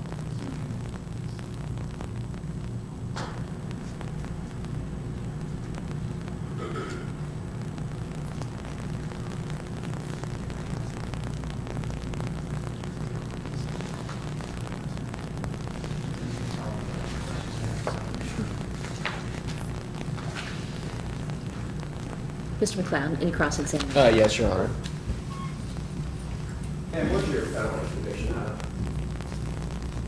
I have 3, sir, and they're all drug trafficking charges. Okay, not Hardin County? Clay County and 2 in Laurel County. Okay, and what's your date of birth? 12/5/64. 12/5/64? Yes. Now, you're on the state side, is that correct? Yes. Okay, and you're in the SAP program. Yes, sir. And how long is that program? About 12 months, 9 to 12 months. Okay. Now, in regards to the corrections officer here, you had day-to-day contact with her? Yes, sir. Okay. And she's an authority figure there, is that correct? Yes, sir. She could make life bad for you if she wanted to. Yes, sir. Okay. Judge, can I approach?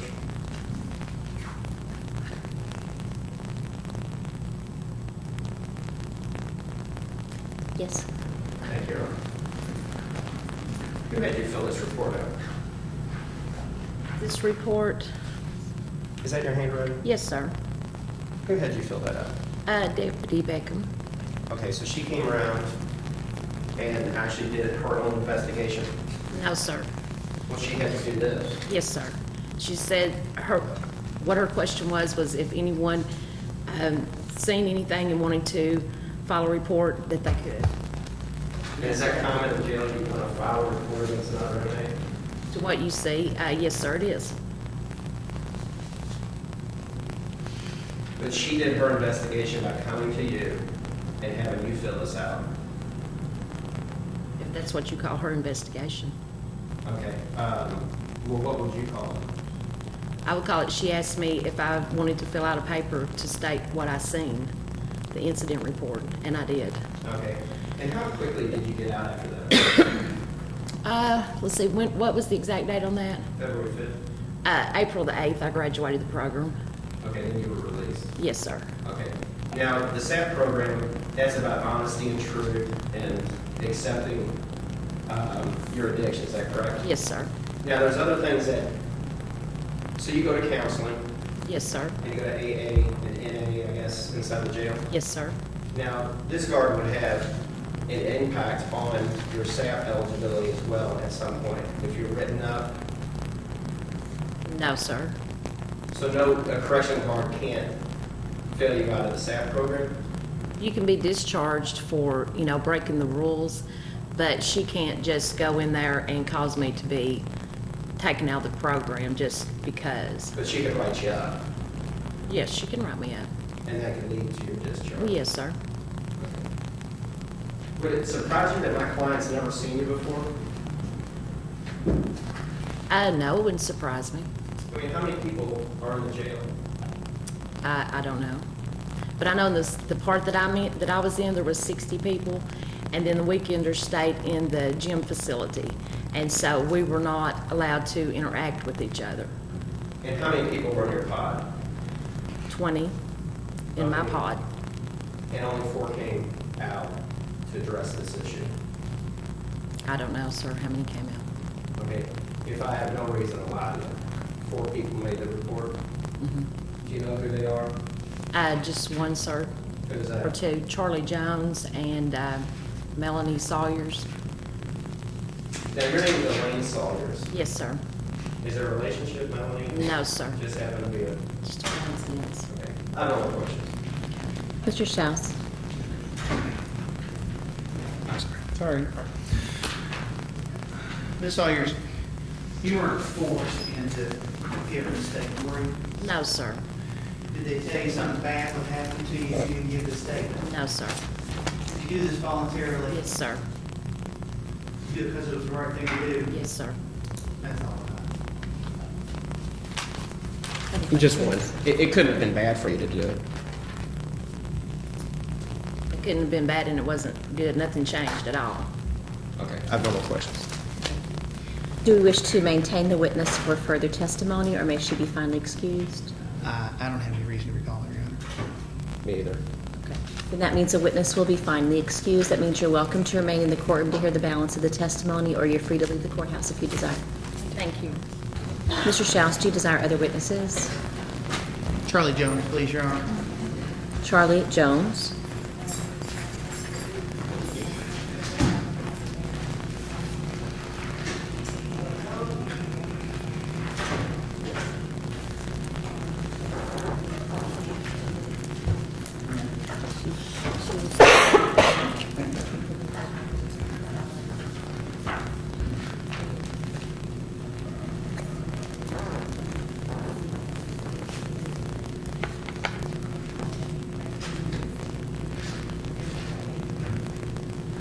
Ma'am, if you'd come forward, please, here to the witness stand.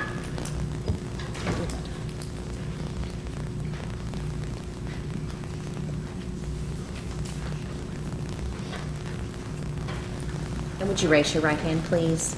Do you swear or affirm any testimony you may give will be the truth, the whole truth, and nothing but the truth?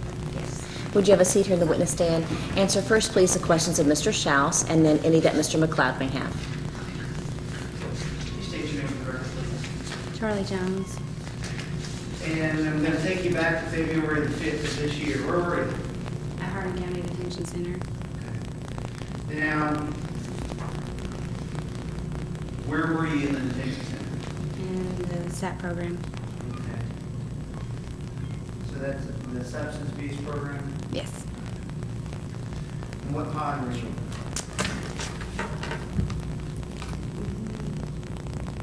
I don't recall. You The don't one by the office. So, If you don't remember, you don't remember.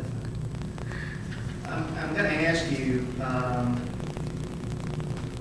is there something that you heard or that you saw during that time frame that involved the defendant? yes. Can you please describe what happened? First, there was a lot of arguing coming from the gym, or no, there was somebody was making a lot of rude gestures and comments, and then she was brought through the day room hollering and cussing towards Miss Beckham, saying that if she was lucky she wasn't on the streets, because if she had been, that she would take care of her. Yeah, but she used other language. So did you like see this through the door? I was actually in the day room until she brought her through the day room, and then we was asked to go inside our cells and pods. Oh, okay. So did you see, I mean, you heard her, she wasn't calm, quiet? Oh no, it was very loud and obnoxious. Okay.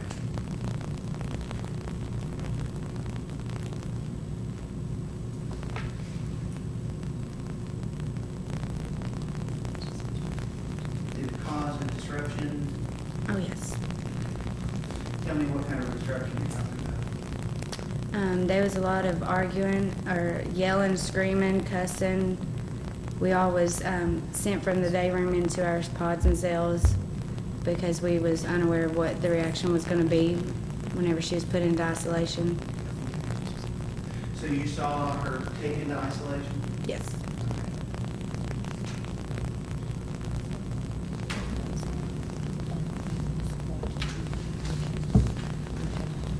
Can you identify who you saw doing that hollering, cussing, and screaming?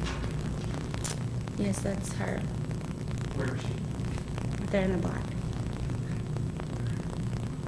Now I'm going to ask, are you a convicted felon? Yes.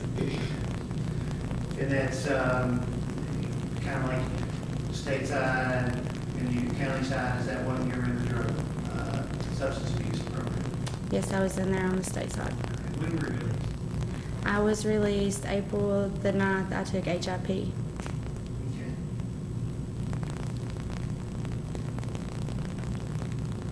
Now, I want to ask you, did Deputy Beckham have anything to do with you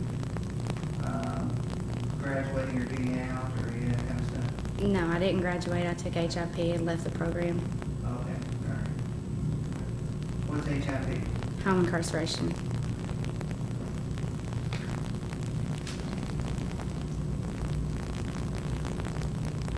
I want to talk about your interactions with Deputy Beckham. Have you had a problem with her at all? Or? No.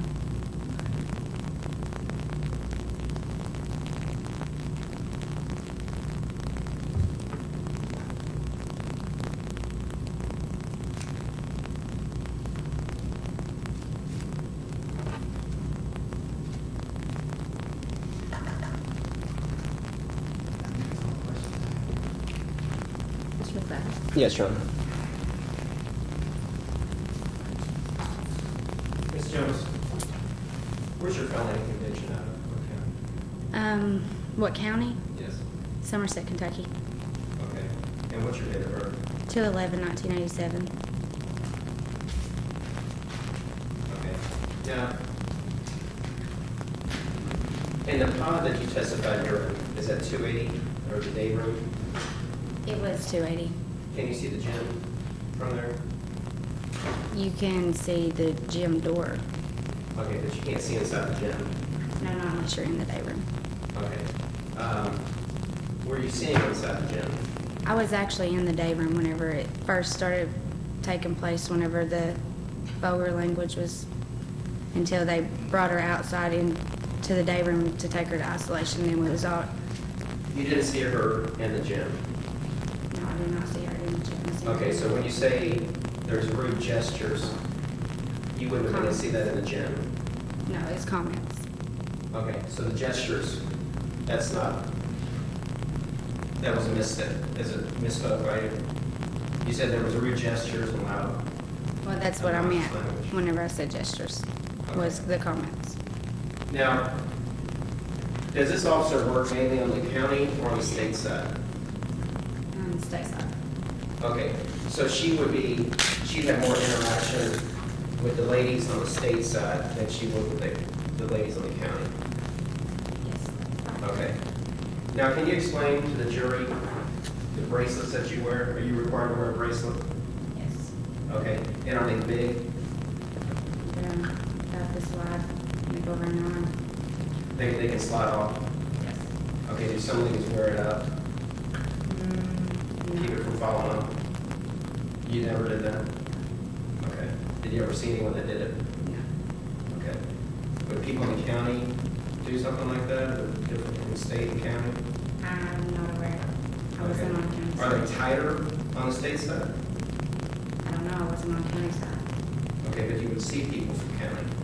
The only time we ever seen anybody from county is on the weekends. And we really didn't get to see too many of them because there was a divider. Whenever they brought them in, they would put up. So that way we couldn't see. So in this one incident, you actually saw my client and you're identifying her today in court Yes. 9 months later, Yes. and you've never seen her before.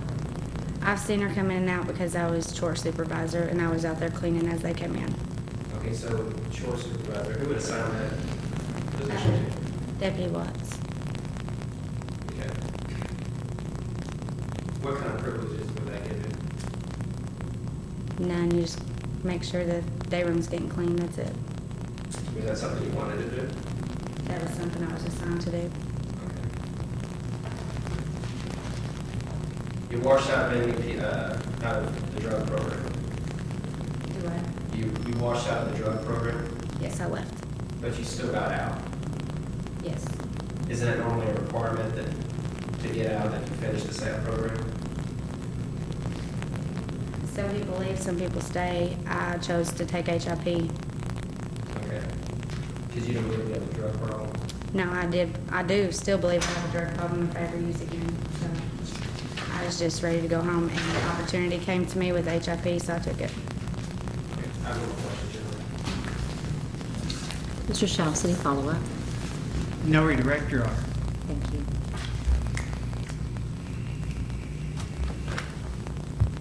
And Judge, If we can approach. Yes?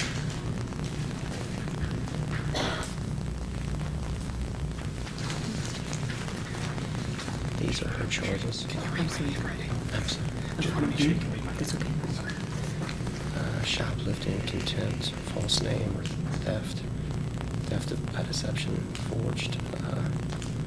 forged instrument, tampering. So I'd like to get her, either have her stick around for recall, and I can have maybe Byron get the citations fixed here somehow. If she wants to keep her home. Subject to recall for petition. Subject to recall. Yes, thank you. Ms. Jones, the attorneys have no more questions for you at this time, but the trial is still ongoing, and there is a potential that you may be called again as a witness during the trial. That means that you need to stay outside the hearing with the other witnesses, so you won't be in the courtroom, but you need to remain in the courthouse. I would remind you, don't speak about your testimony or the testimony of anyone else, because we want to preserve you and your memory for potential future testimony. So just wait outside in the lobby area. We'll call you again if we need you. Thank you, ma'am.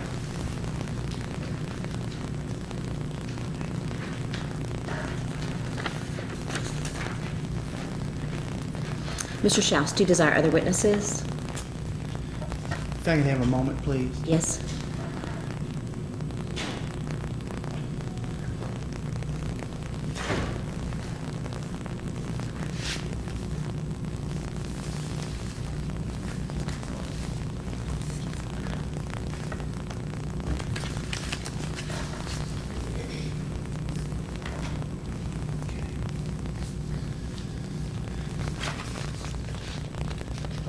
I'll call Deputy Beckham, please, Your Honor. If you come forward, please, to the witness stand.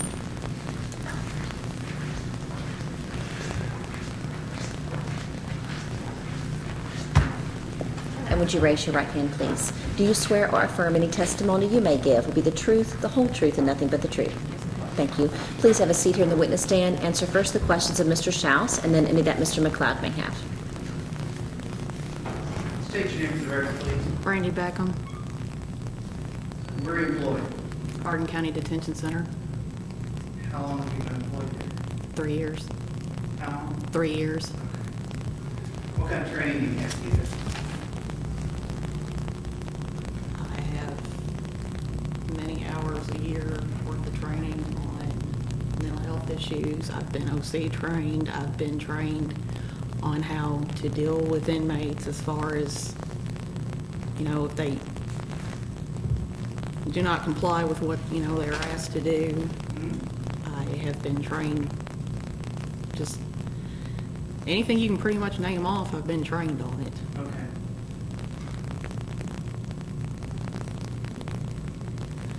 Let's talk about, I'm going to take you back to February the 5th. Can you tell me about an incident that happened at the detention center where you were with the defendant that day? I was passing out lunch trays, and as I moved the petition that they were talking about beforehand back, and I brought the tray cart around, and as everyone was coming out, I can't remember how many was in there, but I'd say that there was more than 10 in there. As they were coming out, before I handed them the tray, I asked to see their armbands, because that's one of the policies at the detention center, is they have to have their armband, which is their only identification, on the whole entire time they're in custody. How does it identify? It has their picture and their name and their booking number on it, and a barcode. Okay. So, what happens if you have an inmate that's running around without one? I asked them to put it back on. What do you do if you can't see one? I asked them to see it. Tell me what happened that day. She was the last one in line to get a tray, and a lot of them had thermals on, so they were up underneath of the thermal shirts, and they were pulling them up and showing it to me. And she come up and I asked her to see it, and she ignored me. And she took her tray and walked off, and I called out her name again, and she kept walking. So I followed her and asked her to see her armband. And do you want what she said? Or I want to hear every word. why do you always gotta be fucking with me? Why are you the only one out of all the guards that's always gotta fuck with me? You didn't ask nobody else to see their armband. And I said, I ask everyone to see their armband. And she just continued to cuss and get loud. And I told her that she was going to lockdown. So after I collected all the lunch trays, when they had ate, you know, from the SAT program women and the weekenders, I went back there to get her after I had taken the trays out to the hall. Can we approach? Yes.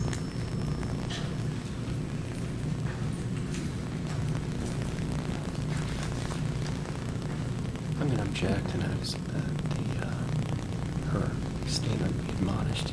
Nowhere, he's required to give me her statements, and nowhere in the discovery is that in her reports or anything else that she's produced in discovery itself.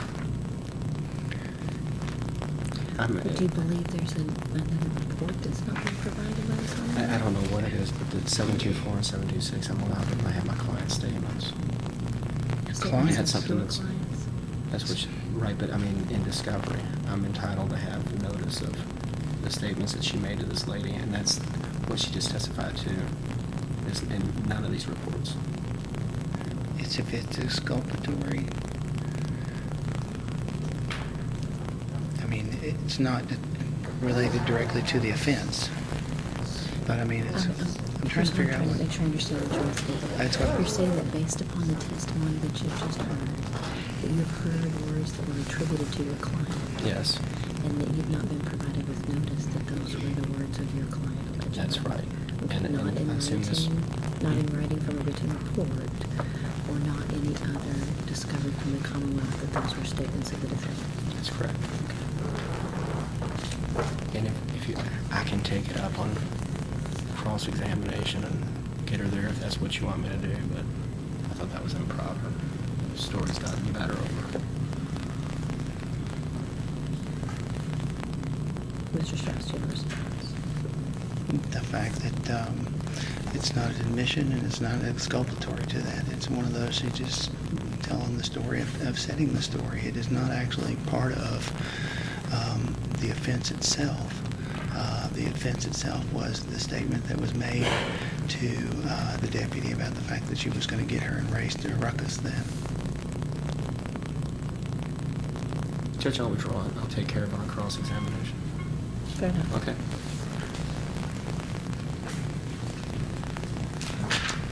You may continue. Go right ahead, ma'am.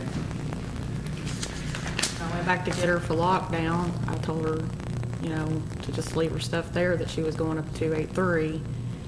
And she grabbed her toothbrush, a bar of soap, and a small tube of toothpaste, and her underwear. And I said, you're not taking none of that, because when we put somebody in lockdown, we're lockdown for 24 hours with nothing. But she was not compliant. Is that a policy? How much explain that? That's what I've been told to do when I was working out there. I want to talk about that. That's why, explain what you do with anybody that you put in lockdown. Anybody, not just this defendant, but anybody. Depending on how severe, they'll go to lockdown for 24 to 96 hours.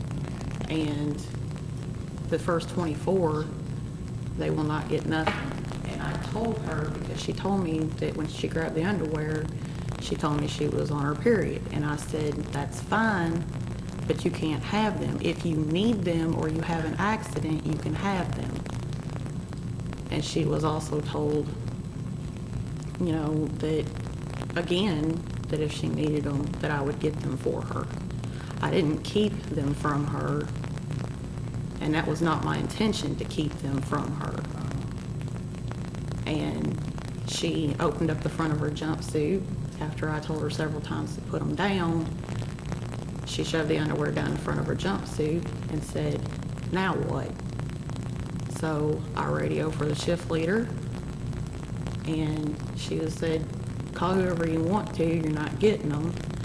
And he come over, and as he was coming over, I told her to walk up through the day room to 283, where she cussed me and called me a fucking unprofessional bitch, and continued. And when I was putting her in 283, she again said, if we was out on the streets, I'd take care of your ass, which was the first time that she said it. I did not hear her say it. Charlie Jones, that was just here, came and told me that she said it in the indoor rec, and she heard her.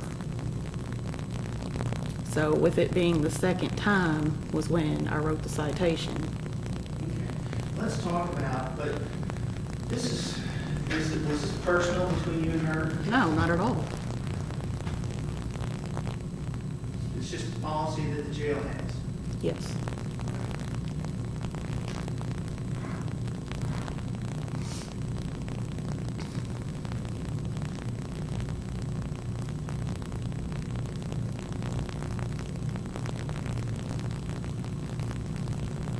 Now, this was at the Hardin County Detention Center? Yes. And that's in Hardin County, is that right? Okay. Can you identify who was doing the yelling and screaming and all the other things that you said? Miss Sterling over here in the flag.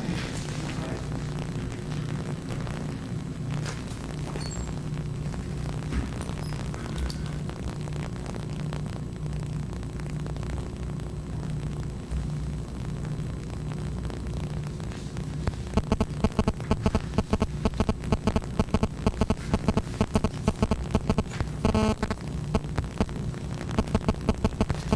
me about the significant.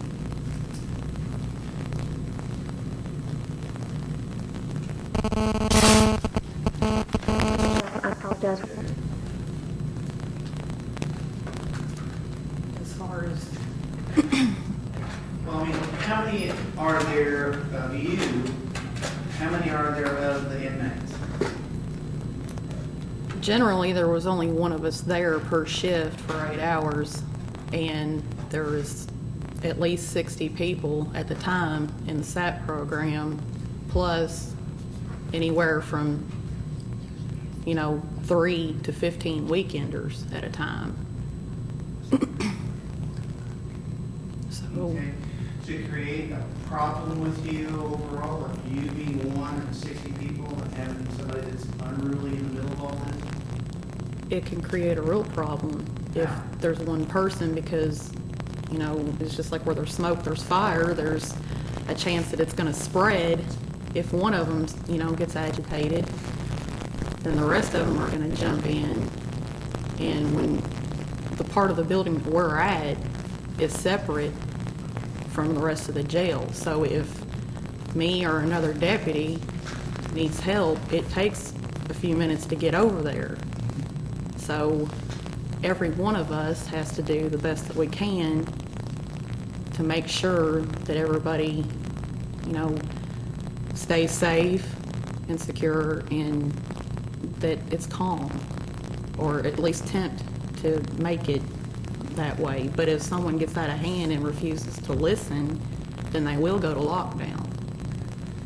Is that what happened this day? That's exactly what happened.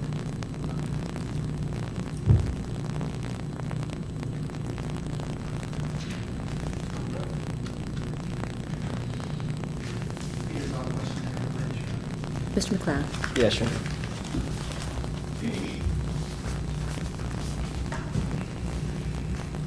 Ma'am, you're in a minimum security facility, is that correct? I mean, it's as low as it can go, actually, in regards to the penitentiaries. Yes. Okay. Have you ever had a ride at your jail? Not since I've been there, no. Okay. In fact, it's probably the lowest of the minimums because you've got the SAP program, right? I wouldn't say that. Okay. Can you think of a place that would be safer to work? There's a lot of places that would be safer to work. In the state facilities, penitentiaries?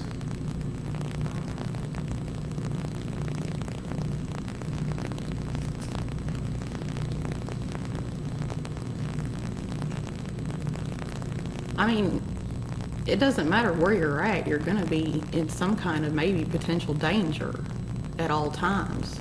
You never Don't know. have anyone serve a murder? We have, yes. Okay. Now, let me get back to when you're taking Talian to her room. You stated at some point, she's making a promotion, correct? Yes. And you stated at one point, you didn't hear her say, that Charlie Jones heard her say, "I'm gonna get your ass"? That was the first time that she said it, which was a prior week before. And I did not do nothing about it because I did not hear her say it. And I can't have an inmate come to me and take their word for it right then and there and punish someone because I did not personally hear it. And did you study, when you first charged her with terroristic threatening, okay, did you look at the KRS, did you read the statute? No. Okay. Do you know that terroristic threatening can come through hearsay?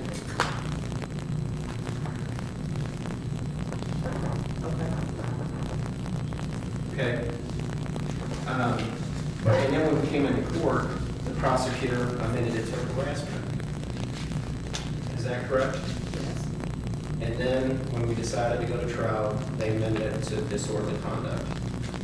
Are you aware of the procedure? Let me ask you this.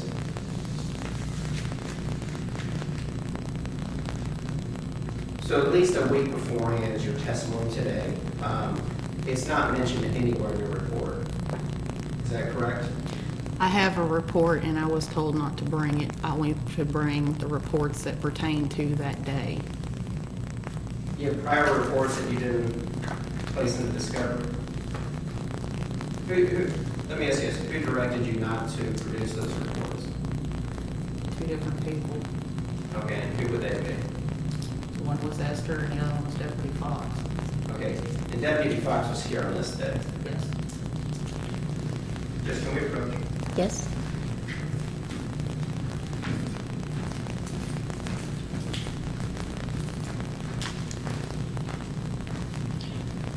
I don't have access to their files.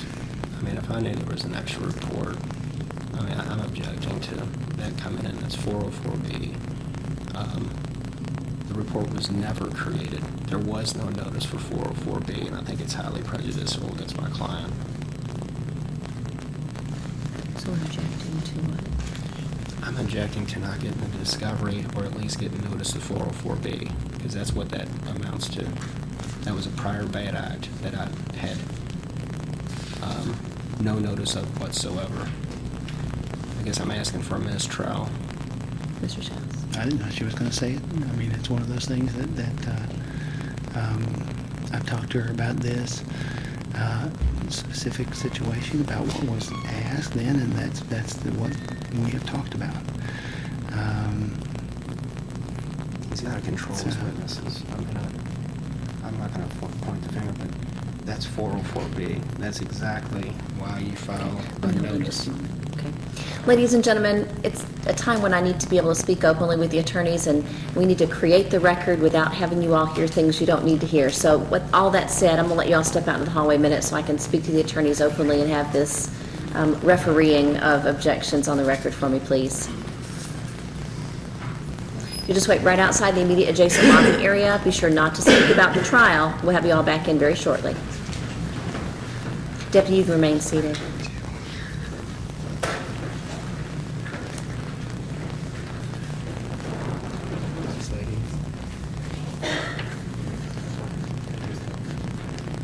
Counsel, you're welcome to be seated at the table. We've got the jury's out. We've got your microphones there with you. So, Mr. McLeod, I'm understanding you to say that you want to request a mistrial because there has been testimony from the witness regarding prior bad acts under 404B, meaning the conduct the week before, the week prior, I believe it was, where it was alleged that Charlie Jones heard the defendant say the same type of statement a week before, alleging that you'd not been given notice of 404B conduct and it should not have been given to the jury, and therefore there should be a mistrial. Am I understanding your objection? Exactly. Okay. Is there any other argument you want to make in favor of your objection? I think it's plain that that would be a prior bad act, that it was never mentioned, and besides the reading of the law of 404B and propensity evidence, that's exactly what it is. Now, whether they found her credible or not, I don't know, but the 404B, you get the notice so that you can argue it, because a lot of times it's too prejudicial to allow in. Here we had no notice. I trust that he didn't know what she was going to say, but when people get up on the stand, I mean, they have to be prepped beforehand so they don't enter into zones like 404B and like different and different things that are inadmissible. Mr. Schaus, response of the Commonwealth? First of all, Your Honor, to prevent it, I'd have to have known about it prior to that. This witness is there. I've never known this prior to this, Your Honor, when it was stated. Second of all, as far as 404B,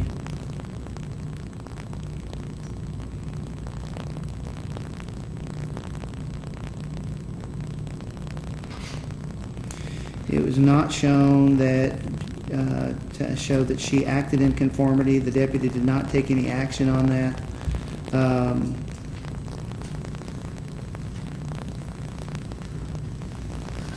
She did take That's part of the action. reason why, no, she took action on the complaint that she actually heard.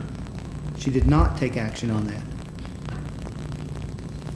She actually sat on the stand and said, I cannot act on something that somebody else said to me.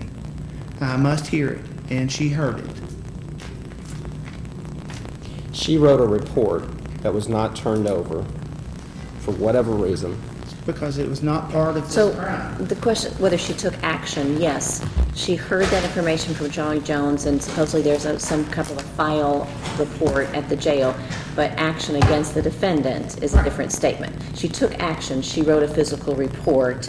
Did she give response consequences to this defendant? The testimony was no. So I think you're both correct in what you were saying at that Yes, Your point. Okay.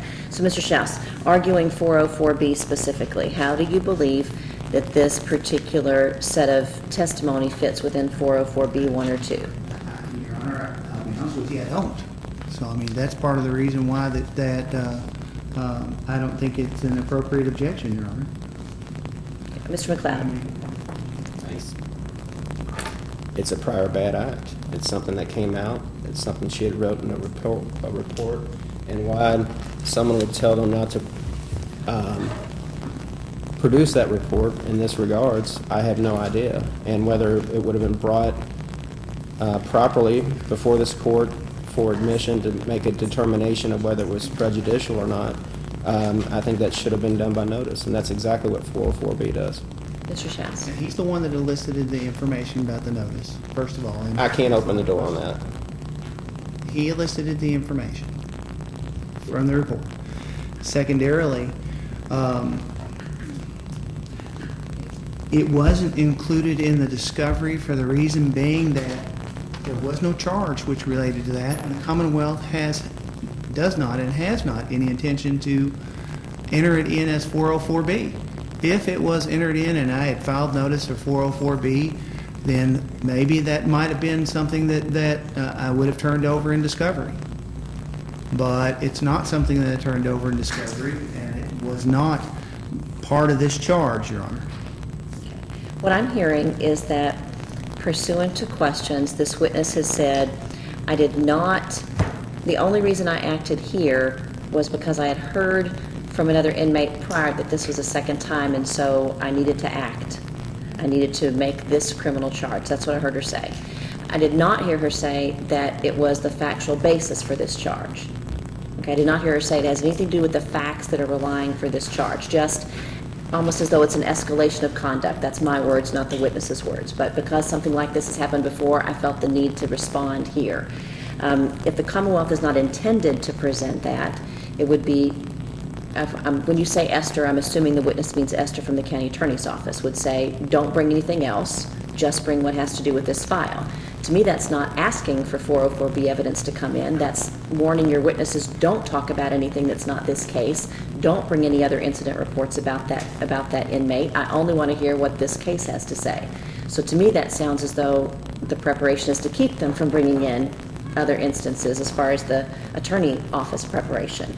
But what I'm listening to is not supportive, I don't believe, of a 404B objection. What it says is other crimes, wrong, or acts. Evidence of other crimes, wrongs, or acts, potentially in this case an act, is not admissible to prove the character of a person in order to show action in conformity therewith. In other words, she did it once before, so she did it this time. That's not what you're allowed to use it to prove. But it can be admissible if offered for some other purpose, such as proof of motive, opportunity, intent, preparation, plan, knowledge, identity, or absence of mistake or accident. In this case, I think it has been come up at the answer of the witness to questions to explain the scenario of circumstances over a period of weeks, not to say she did it before, so she did it again, she must have done it the second time, but rather to say this is my explanation of the history, therefore that's the reason I even filed a complaint here. Not was it factually true or not, but for those reasons I filed this complaint.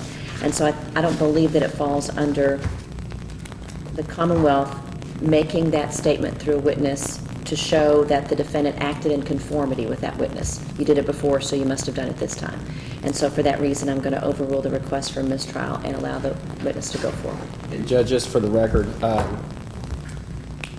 he doesn't know what she doesn't understand the rules of evidence. No. He didn't know it existed. Right. So it's a matter of, it swallows the exception. I mean, 404B. I mean, it comes in, that's just like... No, 404C talks about notice requirements in a criminal case if the prosecution intends to introduce and that's the intention of the prosecution. Obviously, based upon the way questions were answered, it was not an intention of the prosecution, but simply answering the questions proposed at trial. So it was not proposed by the prosecution as the intention to introduce. So we'll allow the jury back in. Thank you, Your Honor. Thank you, Your Honor.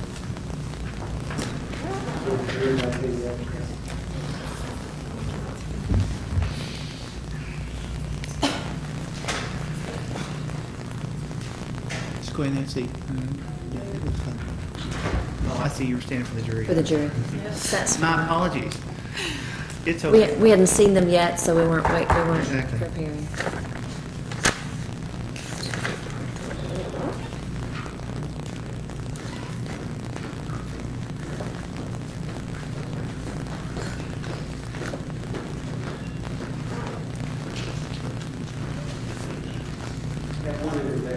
Thank you.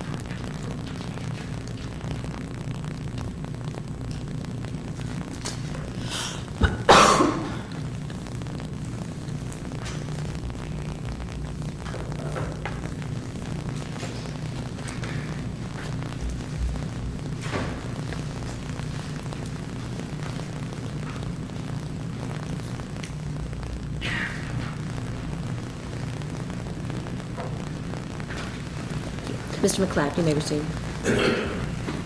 Earlier you stated, and my client said, why are you always fucking with me? And you'll have to answer yes or no. It doesn't pick up honors, okay? Yes. Okay. Your Honor, may we approach 4ES then? Yes.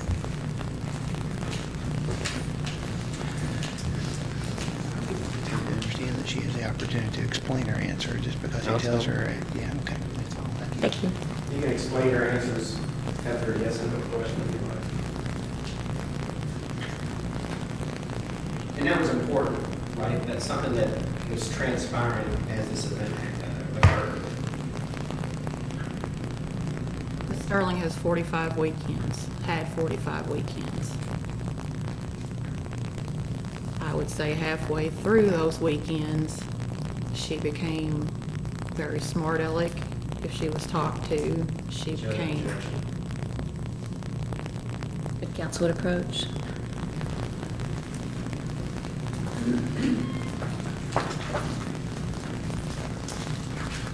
Any objection? The same objection that I had on all the stuff I should have received. I mean, her statements and everything else. I may direct the witness to answer more specifically the question. I think the question may have been more broad and she may not have expected. I think she was going where she thought the question went. Right, I don't know. It's his question, Your Honor. I know, but it was. Well, she's answering Understand. not my questions. She's answering what she wants to I answer. appreciate that. Okay. Debbie, I'm going to allow the attorney to rephrase that question. And so if you'll listen carefully, I'll allow the attorney to rephrase. I'm sorry, Deputy, if you would try to answer the question I'm asking you, okay? You stated earlier that she says, why, my client says, why are you always fucking with me? Is that correct? Yes. Okay. Now, that's important as far as the escalation of what you're alleging that happened on February 5th. Yes, that was part of it. That's part of it. And when you create these reports and a citation, isn't it important to record everything to the best of your knowledge to try to preserve your memory? The way we are trained to write reports is to put the who, what, where, when, why, and what action was taken. We are not trained, or when we are trained, we are not, we don't write a book. We are supposed to get to the point and lay it down on paper without going long and drawn out with it. Okay, but that would be important for something to document, right? Yes and no. Because the whole incident report was based on what she said when I was putting her in lockdown. It was based on her being defiant when I asked to see her armband. It was just, that was what it was centered on. Okay. But when you asked to see her armband, that's when you said that my client states, why are you always fucking with me? Is that correct? Yes. Okay. And judges, I can just show her. Is this your report? Can I approach? You may. Yes. Okay. Now, I know you don't have to write a book, but what would you consider that? A paragraph? Okay, I wrote a longer report, including everything that happened, and I was told to shorten it. Therefore, I did. When I asked Esther, should I bring the original report, she said, no, bring the one that's on file. And that's exactly what I did. And let me get this straight. Who's Esther? I don't know what her last name is. Or where does she work? For the county. Okay, so you were directed, you have an official report that details more of what happened that day, and you were directed not to bring it. Yes, and I was also told by Deputy Fox to shorten it. Okay, but you didn't destroy the old report. No. You just shortened it. Yes. Now, you're taking Tyran from the lunchroom, that's correct? No. From the gymnasium Yes. is where they eat. Okay, there's no lunchroom, just for the jury, correct? The weekenders eat in the gymnasium. Yes. So there's other inmates in there as well. Yes. Okay, did you get any of those inmates to write out reports about what they saw happen?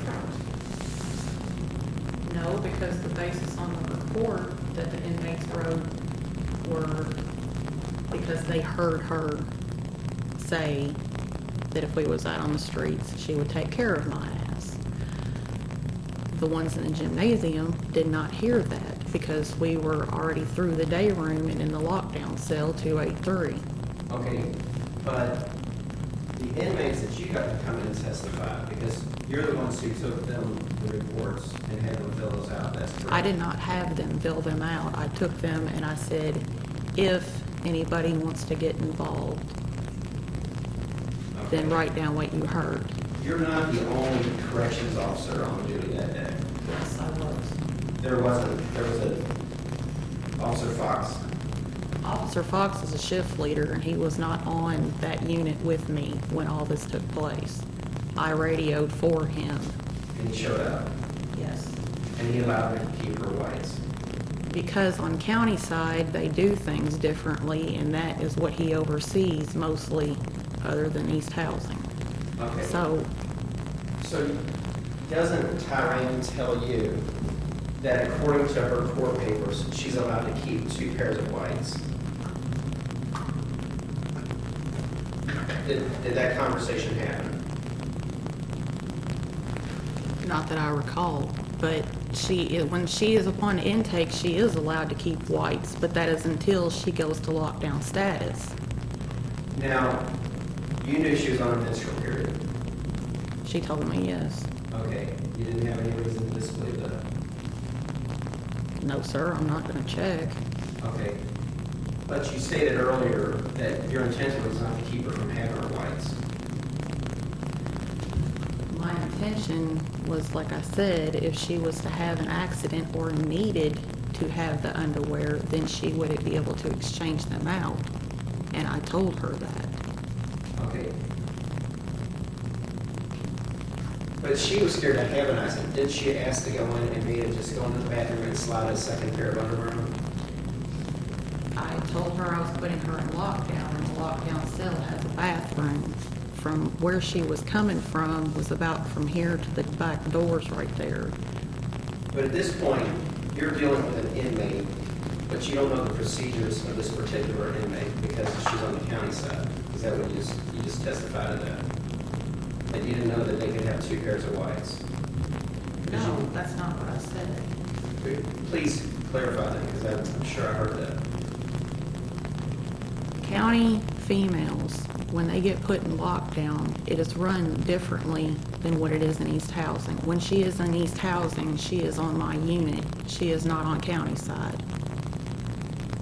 Therefore, when a person gets put in lockdown on county side, I don't know what they give them because I did not work county side at that time. When she's on my unit and she gets put in lockdown, they don't get anything. But with her being on her period, like I said, if she needed it, it would have got switched out. But for her to bring anything with her going to lockdown, it doesn't happen that way. But Deputy Fox showed up and allowed her to have the 2 pairs of whites. And Fox removed her to county side also. I'm sorry. Fox removed her to county side. Okay, so is there a lockdown on county side? Yes, Then why didn't you lock her down on county side? that's where she went to lockdown at. But we have a lockdown cell in East Housing. Okay, but you took her over to the state side, She was already on the state side. but she's a county attorney. I mean, she's a county inmate. The county females, when the weekenders come in, a lot of times they are too full. They're at maximum capacity and sometimes go over, not by choice. If they are to have too many, we take them on the state side and we house them in the indoor rec. So where was her dorm on that day? Where was her pod? In the indoor rec. But I was taking her through the day room to the lockdown cell next to my office. She never hurt you or if it was physical with you? I never touched her.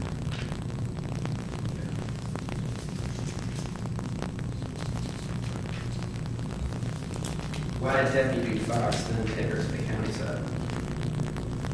Because she was being non-compliant, and he thought that the situation could possibly escalate from there. So he took her to county side.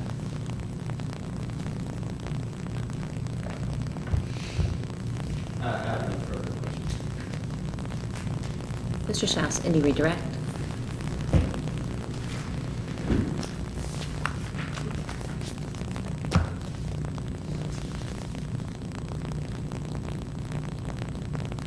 Actually, no, I do not, Your Honor. Thank you. You may step down and be seated at the table. Mr. Schaus, do you desire other witnesses? No, in this case, it's Commonwealth.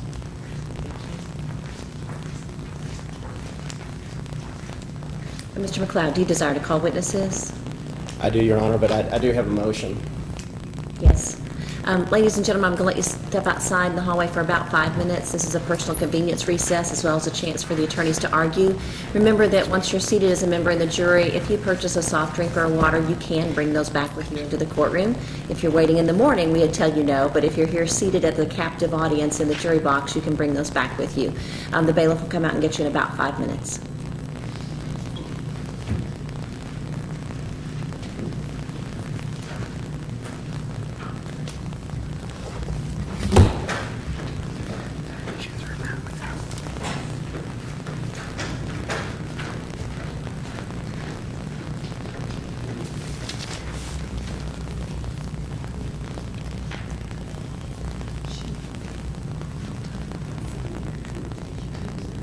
Mr. Shalson has announced closed of the Commonwealth's case. Mr. McLeod, did you have motions? I have a motion for directed verdict, Judge.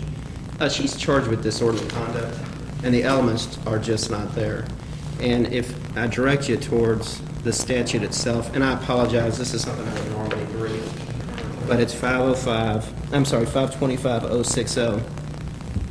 A person is guilty of disorderly conduct in the second degree when the public place and with intent to cause public inconvenience, annoyance, or alarm, or wantonly creating a risk thereof, engages in fighting or in a violent, tumultuous, or threatening behavior, makes unreasonable noise, refuses to obey an official order to disperse issued to maintain public safety in dangerous proximity to a fire hazard or other agency, or creates hazardous or physically offensive condition by any act that serves no legitimate purpose.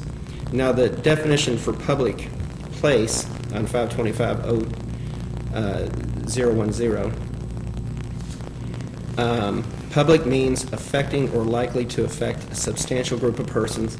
Public place means a place to which the public or a substantial group of people, of persons, has access and includes but is not limited to highways, transportation, facilities, schools, places of amusement, of amusements, parks, places of business, playgrounds and hallways, lobbies, and other portions of apartment houses and hotels not constituting rooms or apartments designed for actual residence. An act is deemed to occur in a public place if it produces its offensive or prescribed consequences in a public place. The jail's not a public place. I'm not free to walk into a jail. There is nothing alarming about, I would imagine, in jail. I hear people yelling in every jail I've ever visited. But taken in the light most favorable to the Commonwealth, it's not a public place. It's not disorderly conduct. And I think it's the way the facts and circumstances came in. I mean, I think I think they should lose from the beginning, but it simply is the wrong charge. It's not disorderly conduct. Mr. Schaus, concerning public place. Your Honor, there's been testimony to the fact that there were at least 60 people that were in that area that had access to that area, 60 to 1. And that was one of those things they talked about a substantial group of people have access to. They did have access to that. Going over and above that, her actions also fit under the fact that in A, engages in threatening behavior, and I'm cutting out words, Your Honor. And also D, creates a hazardous condition by any act that serves no legitimate purpose. And that's what's been testified to today, Your Honor, and a reasonable juror could easily find that she is guilty of disorderly conduct, Your Honor. I'm not so sure that I follow the argument on 1D. It was hazardous to the officer's safety, Your Honor, the fact that she was creating a tumultuous atmosphere, and that's part of the reason why she called for her shift supervisor to come. That's what the testimony has been, Your Honor. I can see where we fall within 1A. Yes, ma'am. But I'm not so certain that I believe the physically offensive hazardous situation that is under D is intended by the type of conduct that we have here. My question goes back to defense counsel's arguments about a public place. I don't see anything in the notes here, but I had some prior recollection of dealing with some of these issues.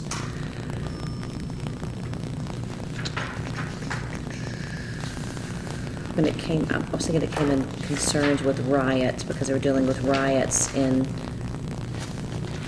facilities. That doesn't deal with public, okay.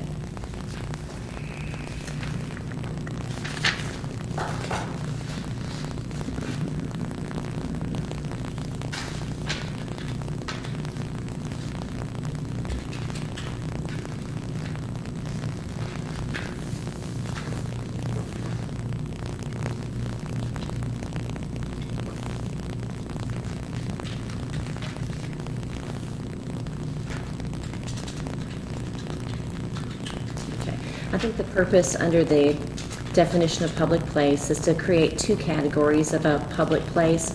One to which the public, which I'm taking to mean the general public, anyone could have access to, and the second being or a substantial group of persons has access to. And I think that gives you a separate category as opposed to general access by the public, but rather an area which there's a substantial group of persons.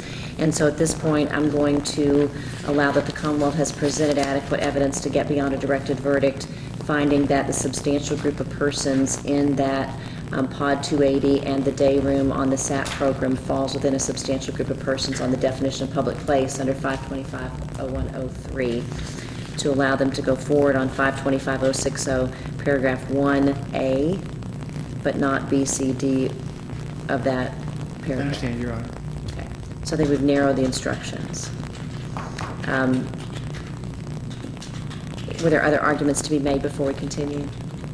No, Your Honor. Okay, thank you. We'll bring the jury. Let's give about 2 minutes. Counsel, if you all want to take just a moment, we'll take, if you need 2 or 3 minutes, whatever we need, we'll get back in. You can, the jury's welcome to come back, but just tell them we're on our break. Okay, thank you. We'll go off the record and stand.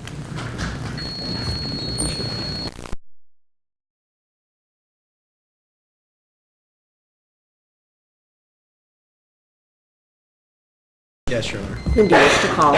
Her name is Bree Hires.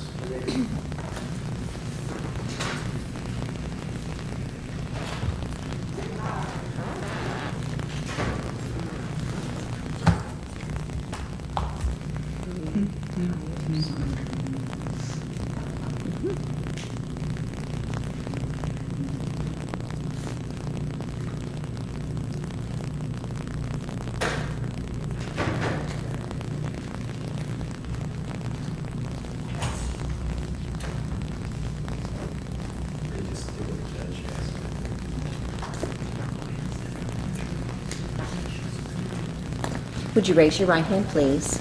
Do you swear or affirm any testimony you may give will be the truth, the whole truth, and nothing but the truth?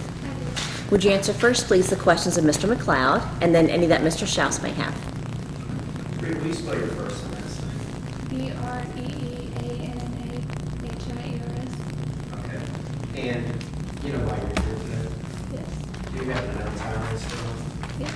And how do you know her? We were doing weekends together. Okay. And were you friends with Tyron? We made friends during our weekends. Okay. And tell me what kind of person you think Tyron is. How is she in jail? She's a good person. She's really quiet, kept to herself most of the time. So, did you ever see her being disruptive? No. Okay. Now, February 5th, you were in the gymnasium with her? Yes.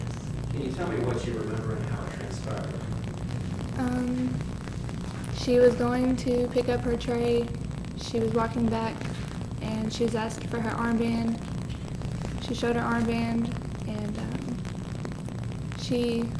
I think she went to put her tray back down, and I cannot remember her name, but she said she was tired of it or something and told her she was going to lock down, so Tyron went back into the gym, and she just agreed to it, and she wanted to take some of her whites with her to lock down.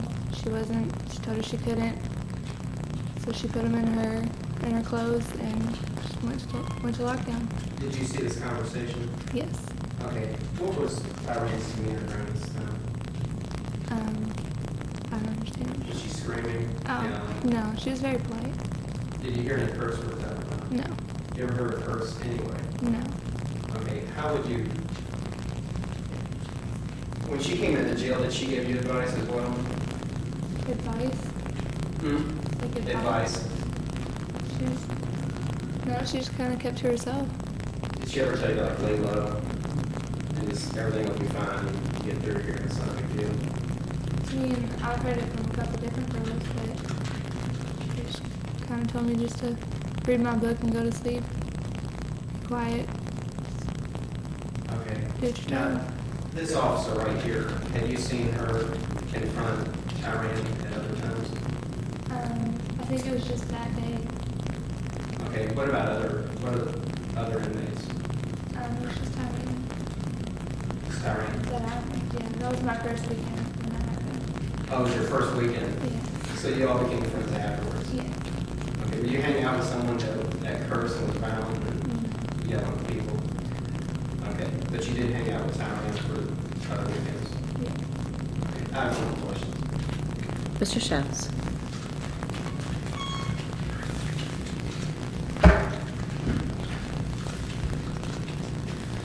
I'd just like to ask you, so were you on the, considered, I guess, where were you County side, state side, what? I believe it was East Housing. Okay. So, do you know if that's county side or state side or I what? have no idea. Okay. So you don't know very much about the makeup of the jail. Did you see any kind, I mean, after the deputy was taking her off to, out of the area where you were, you didn't follow him, did you? No, Okay. So you didn't see anything that transpired over there? not after she left the gym. Okay. But you're saying that the defendant said that she was tired of this stuff? Something similar to that. I mean, it's Yeah. been a while, so.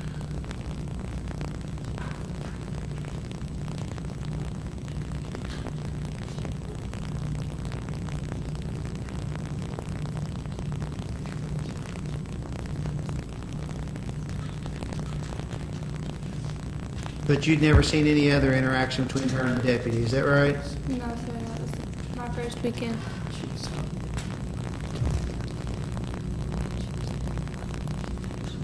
That you all became friends? Yes. Okay. I don't think I have any further questions, Your Honor. Mr. McLeod, other questions? Yes, Your Honor. You saw her being escorted out of the gymnasium, is that correct? Yes. And that door stayed open? Yes. If there would have been yelling, would you have heard it? Yes. Okay. Now, the Commonwealth, they asked you a question. They said, I'm tired of this stuff. Okay, and you said, yes, I heard that. Is that correct? It would be something similar to that. Yes. But that's coming out of her mouth, Yes. not Tyran's. Yes. I just wanted to clear that up because it seemed to be confusing on the cross-examination. Had you ever heard Tyran raise her voice at all any of the times you've been there? No. Okay, I have no more questions. Mr. Schaus, other questions? No, Your Honor. May the witness be finally excused, or does she need to be reserved for future testimony? I don't know. Thank you. That means that you're welcome to leave the courthouse, or if you want to stay in the courtroom and listen to the balance of the trial, you're able to do so. Thank you.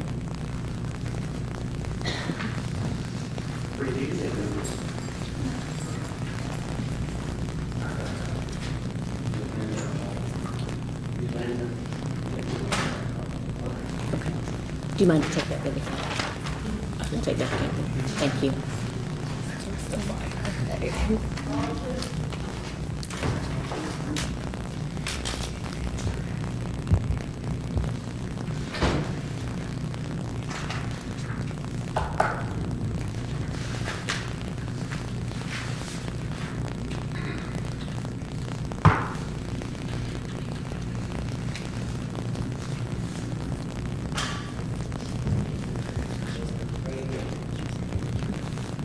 Come right up here to the witness stand, please, ma'am.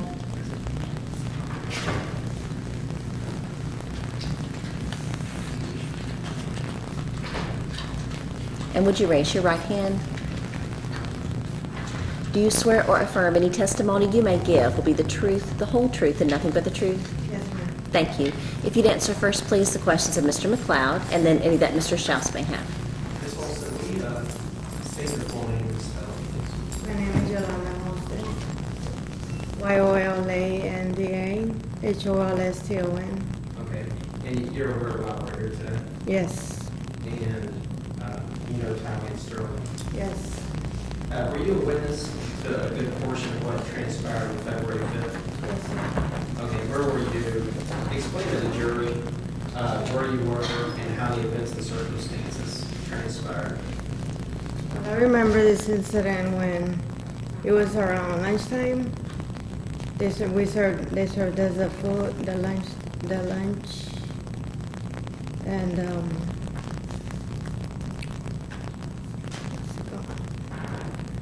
I guess I know I know you're nervous. I forgot her name. I forgot her name. I'm sorry. The jailer.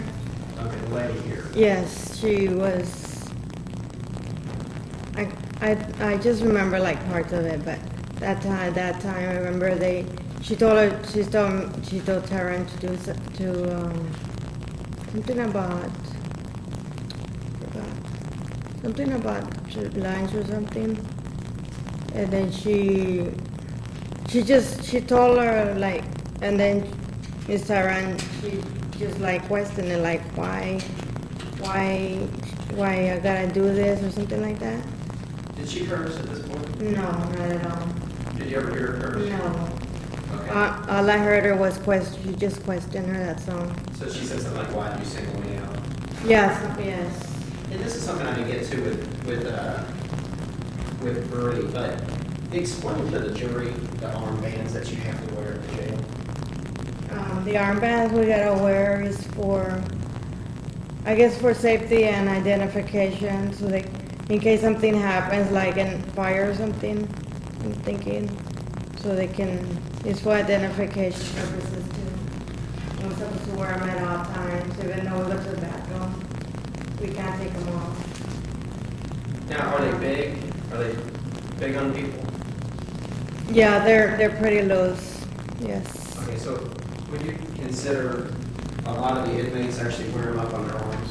Yes, I wore them like that too, because they were like real loose, that's why I wore them up here too. Okay, so that was. So that way I won't lose them or get in trouble. So that way it'll still stay in place. That's the only thing. That's something, everyone did it inside of there, and Tyran did it as well. Yes. Okay. Now, did you see Tyran being escorted out of the gymnasium at that point? Yes, that's when the jailer told her to take her tray and get up and walk and go where she was gonna take her. Could you understand? She got, excuse me? Did you understand why she was doing that to Tyran? No, I don't. Okay.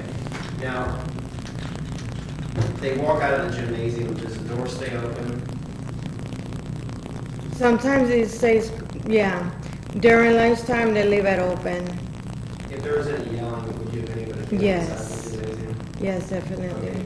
Did you ever hear Tyran yell? No, she just questioned her calmly about like why, like, Okay, did you see her when she went to her pod and was trying, did you see any discussion between, she wanted to get some whites on her clothing while she was going to be taken to the bar test? I don't remember that part. I don't. So you didn't witness that part? No. Okay, now how many wickets did you have with Tyran? I had to serve 15. Okay, did you ever see her get verbal? No, not at all. And how would you describe her demeanor, or like her personality?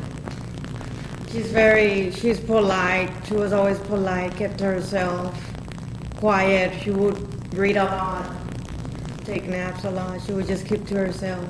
So she's pretty easygoing? Yes. I never heard her cuss or yell at nobody. Have you seen this officer here have Yes. confrontations with other people? Your Honor, may we approach? Yes.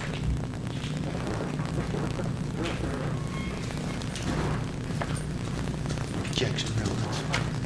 I think it's initial aggressor as far as, I mean, the weirdest thing is it's charged as a disorderly conduct, but it's an argument, and it depends on who's making the argument and what's going on. And so I think she puts her character in play just by bringing the charges and what I think is false allegations.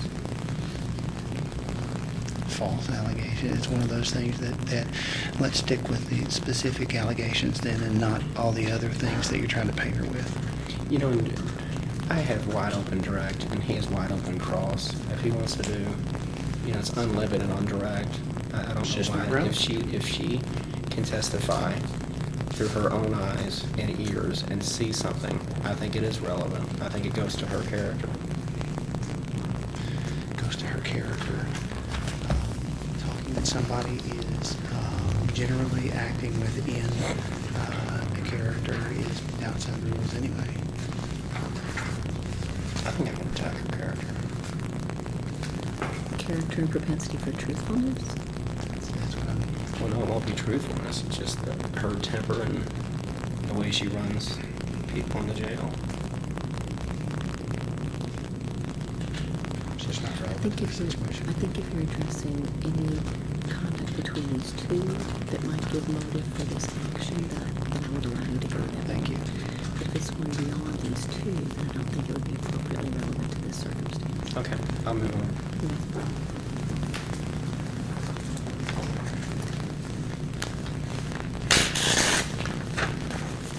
Hey, Yolanda, has she ever been rude to you? Miss Tyrone? Yeah,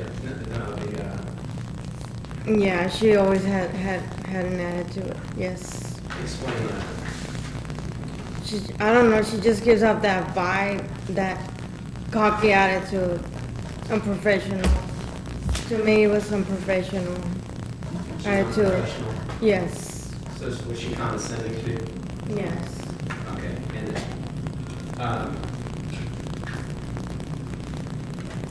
and that was pretty consistent? Yes, Okay. And you saw that with Tyrone as well? yes, sir. Did you think it was unprofessional, in your opinion, on how she was taking on the gender thing? Yes, I did. I have more questions. Mr. Schaus, Ma'am, are you cross-examination. on the state side or county side? If I did mention- Okay. Some of the inmates there are state inmates and some of them are county inmates. I believe it's, yes, county. Okay, all right. Let's talk about, I mean, I don't know, have you had run-in with this deputy before? Yes, Have you accused her of anything? yes, I did. Okay.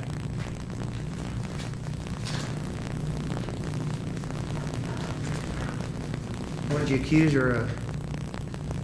I thought that I was missing my keys, and I got real paranoid because I've lost them before. And I thought she took them because on that side we're not allowed to take our car keys. So I thought she took them and put them somewhere, and then she didn't let me know she took them. Did she? No, she didn't. But I did apologize, but I just thought that she came at me rude. But I was gonna apologize, but when she came at me like, do you have something to say to me? Like with an attitude, that's when I was like, So you wouldn't be defensive if somebody accused you of stealing? yes, sir, I would. Oh, okay, all right. I mean, I know that wasn't right. That's why that's why I apologized to her. Right, okay. Let's see.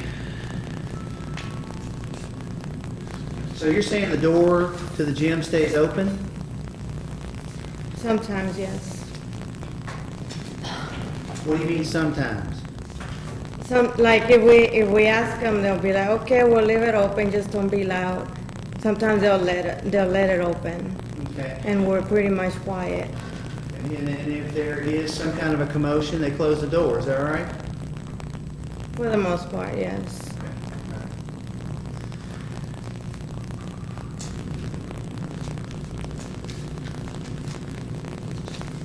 That's all I'm hearing. Any further redirect? Yes, just very quickly. There are commotions in the jail, is that correct? Yes. But you've never seen one started by Not Tyrone? at all. And she'd be the last person you think, of the people you know in there, to Yes. start something? Yes. I have no more questions. Did those raise others? How many weekends did you spend with Tyrone? I say about 13. 13 weekends? Something like Okay. that. So y'all got to become friends? Well, we talked. Sometimes, not all the time. Okay. That's all done. Did those questions raise others? Yeah, just one. Y'all don't hang out, right, outside of court? No, not at all. So you're here to do the right thing? Yes, And we got you a subpoena, but you would have showed up anyway? yes. Okay, thank you. Did those questions raise others? No, Your Honor. May the witness be finally excused, or does she need to be reserved? Ma'am, that means you're welcome to leave the courtroom, or you're welcome to stay and hear the balance of the trial if you like, or you're welcome to free to leave the courthouse. Thank you. You're welcome to stay. Mr. McLeod, do you desire other witnesses? I do, I have you, Tanya Beth. Please. Let's see. Deputy, would you mind? I told you. Oh, did we already go get, okay, Yeah. thank you. I knew I had another face in here. Thank you.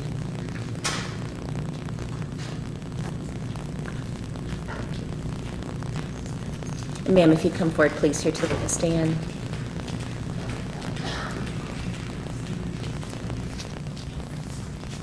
And would you raise your right hand, please? Do you swear or affirm any testimony you may give will be the truth, the whole truth, and nothing but the truth? Thank you. Answer first, please, the questions of Mr. McLeod, and then any that Mr. Schaus may have. Ms. Bell, can you state your full name and spell it, please? Tanya Faye Bell, Tony, Bell, Bell. And you know why you're here today? Yes, sir. Okay. Let me ask you, how many weekends did you do with Tyrone? 15. Okay. And you know the facts and circumstances while we're here today? Yes. Okay.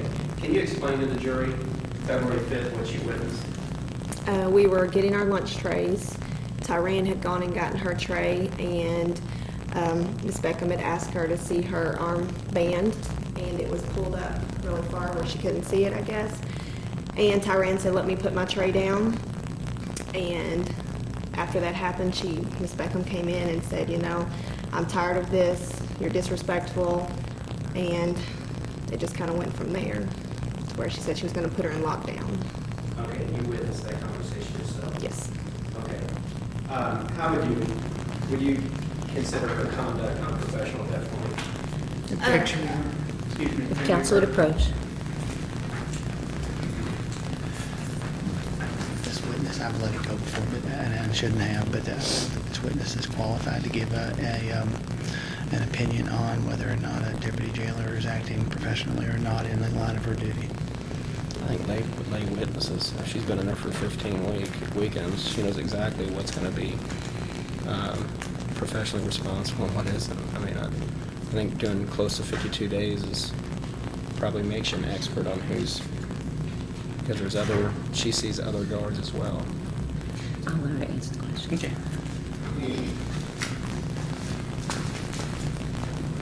Tanya, let me ask you again. What you witnessed that day and how this correction officer treated Tyran, would you consider that unprofessional? Yes. What about, let me ask you about Tyran. Was she allowed out of the jail? No. Can you explain her demeanor to the jury? I met her the first weekend. She was one of the other people that I served with. It was just me and her, two other ones, and I was really scared, and she told me, you know, just be to yourself, read your books, ask what you need, and just kind of keep to yourself. She was very quiet. She was always reading, watching TV, or sleeping. Now, the day that this happened, that she was approached by Ms. Beckham. Were there any bad words coming out of Tyran's mouth? No. Was there any type of tirade? Now, I know you weren't around for the ultimate when they was back in lockdown, but when they were gone, there was testimony that she was screaming abusive words to her, walking out of gymnasium and past the neighbor. Would you have been able to hear that while you were eating? If they were still near our door, if the door was open, we would have been able to hear it. Do you remember the door was open or not that day? I believe the door had already been closed. Okay. So I didn't hear anything after they left the room. Were y'all in the same pod? At that time, we were in a gymnasium, but when we first started, we had been in a pod together, just a small pod. Did you see her in any interaction as far as when she was trying to get her whites? I saw whenever they were trying to get the whites, and she was wanting to take her underwear with her. And explain, and I'm going to ask you a personal question that we outside, but explain female protection in there. The pads are very horrible, and you will bleed through them. Especially, we don't go to the bathroom very often, so you will bleed through them. And she had asked if she could take her extra pair of panties because she knew she was going to bleed through them. And, you know, our jumpsuits are loose, so you're going to be messy if you don't have another pair of panties to wear. Okay. And what was the conversation when she tried to get that extra pair of underwear? Ms. Beckham told her she couldn't take any of her personal belongings. She had to leave everything in the room. And Tyran said, "I just want to take my panties. That's all I want." She said, "Can I go to the bathroom and put them on top of the other ones that I have on?" And she said no. So she tried to keep them, and Ms. Beckham told her she could not have them. Okay, so just out of personal embarrassment and everything else, she tried to keep them herself. Yeah, she put them on in her shirt and said, I want to take these with me. Was there anything confrontational in that regard? Tyrann really didn't say a whole lot of words at all. She was just stood there quietly and said, I want to take my whites. I want to take that with me, and stood there and waited for a response. And she told her no, she could not take them. Okay. I mean, that wouldn't be a good experience in jail. No, Okay. not at all. Were there any other customers? I've heard testimony where she was called bitch and all these different things, and I hate to use those words. But have you ever heard Tyrann? No, she was not confrontational or cussing around me at any time, and I was with her for my full time, 15 weekends. And of everything that you witnessed, she was respectful, except for not following the order of the whites. Yes. Is that correct? Correct. Okay. Now, you guys don't hang out on the outside world. So you came in here on her own accord. Yes. And why did you do that? I just felt like, at that point, she just wanted to take her panties with her, and I didn't feel like she was trying to hide anything with her bracelet or that she was being disrespectful at all. She, for some reason, she felt like she was trying to conceal her bracelet, and it was on her arm. It had never comes off. I never saw it taken off. It falls off. It's very large. You have to push it up, or it will not stay on your arm. When you fall asleep, it falls off. So we all kept them pushed up, and so I felt like I needed to help her out. So you showed up today to do the right thing? Yes. Thank you. Ask me some questions. So are you on the county side or the state side? We're in the gymnasium by the SAP program. I'm not even really sure what that is. Okay. You in there on county or in on state? I was doing weekends. Like I said, I don't know the system very well. I assume it's the state side. I really don't know. All right.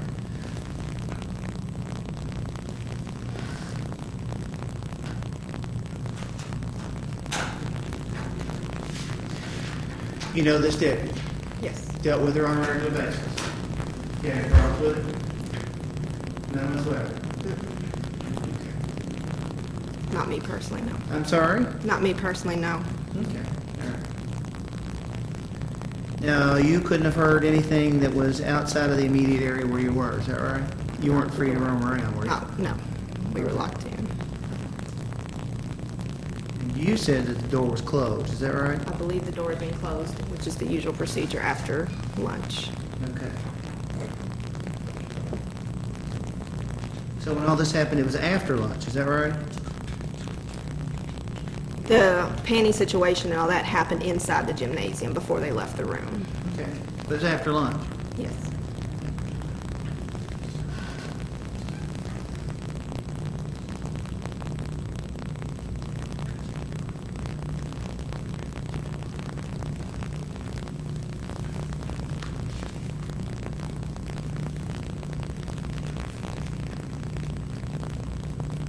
And you don't know this defendant outside of jail or anything like that, right?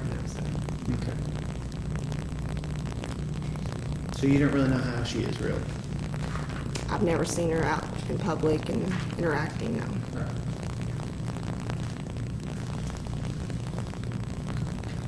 I think it's all done. Any questions? Yes, Your Honor. Y'all became friends in jail. Yes. Y'all spent a lot of time together. In jail, yes. So you would have, you know who she is, I mean, Yes. right? Yes. Well, y'all have nice conversations. Yes. Did you take off work to come here today? Yes. Where is it that you work? Elizabethtown Orthopedics. Okay, and what do you do there? Schedule surgeries, MRIs. And so, not only did you show up to do the right thing, but you're missing work as well. Yes. Do you need a subpoena today? Yes. Okay. I have no more questions, Your Honor. Mr. Schaus, any other questions? No, ma'am. And may the witness be finally excused, or does she need to be retained? No, Judge, she can. That means you're welcome to stay in the courtroom to hear the balance of the trial, or you're free to leave the courthouse as you desire.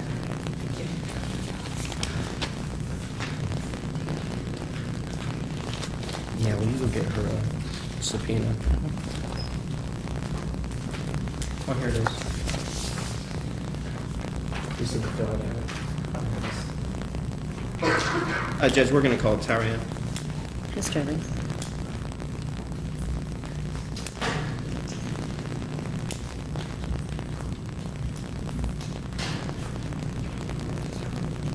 And would you raise your right hand, please? Do you swear or affirm any testimony you may give will be the truth, the whole truth, and nothing but the truth? Would you have a seat here in the witness stand? Answer first, please, the questions of Mr. McLeod, and then any that Mr. Schaus may have. Tyran, can you state your full name and spell it, please? Tyran Renee Sterling, Tyrann, middle Renee, and last name Sterling. Okay, can you give the jury a little background on what you did and where you're from? I'm from New Orleans. I'm here because my mom's stationed at Fort Knox. I go to school at ECTC for business administration with human resource management concentration. I've been in college since I graduated high school in '09, and I've been serving weekends and just trying to get through them and do my work, keep busy so I can move on with what I did wrong. Of anyone that's coming here today, do you know why you're here? Yes. Okay. Can you explain to the jury what transpired on February 5th? Okay. I was going to get my tray. I received my tray from her,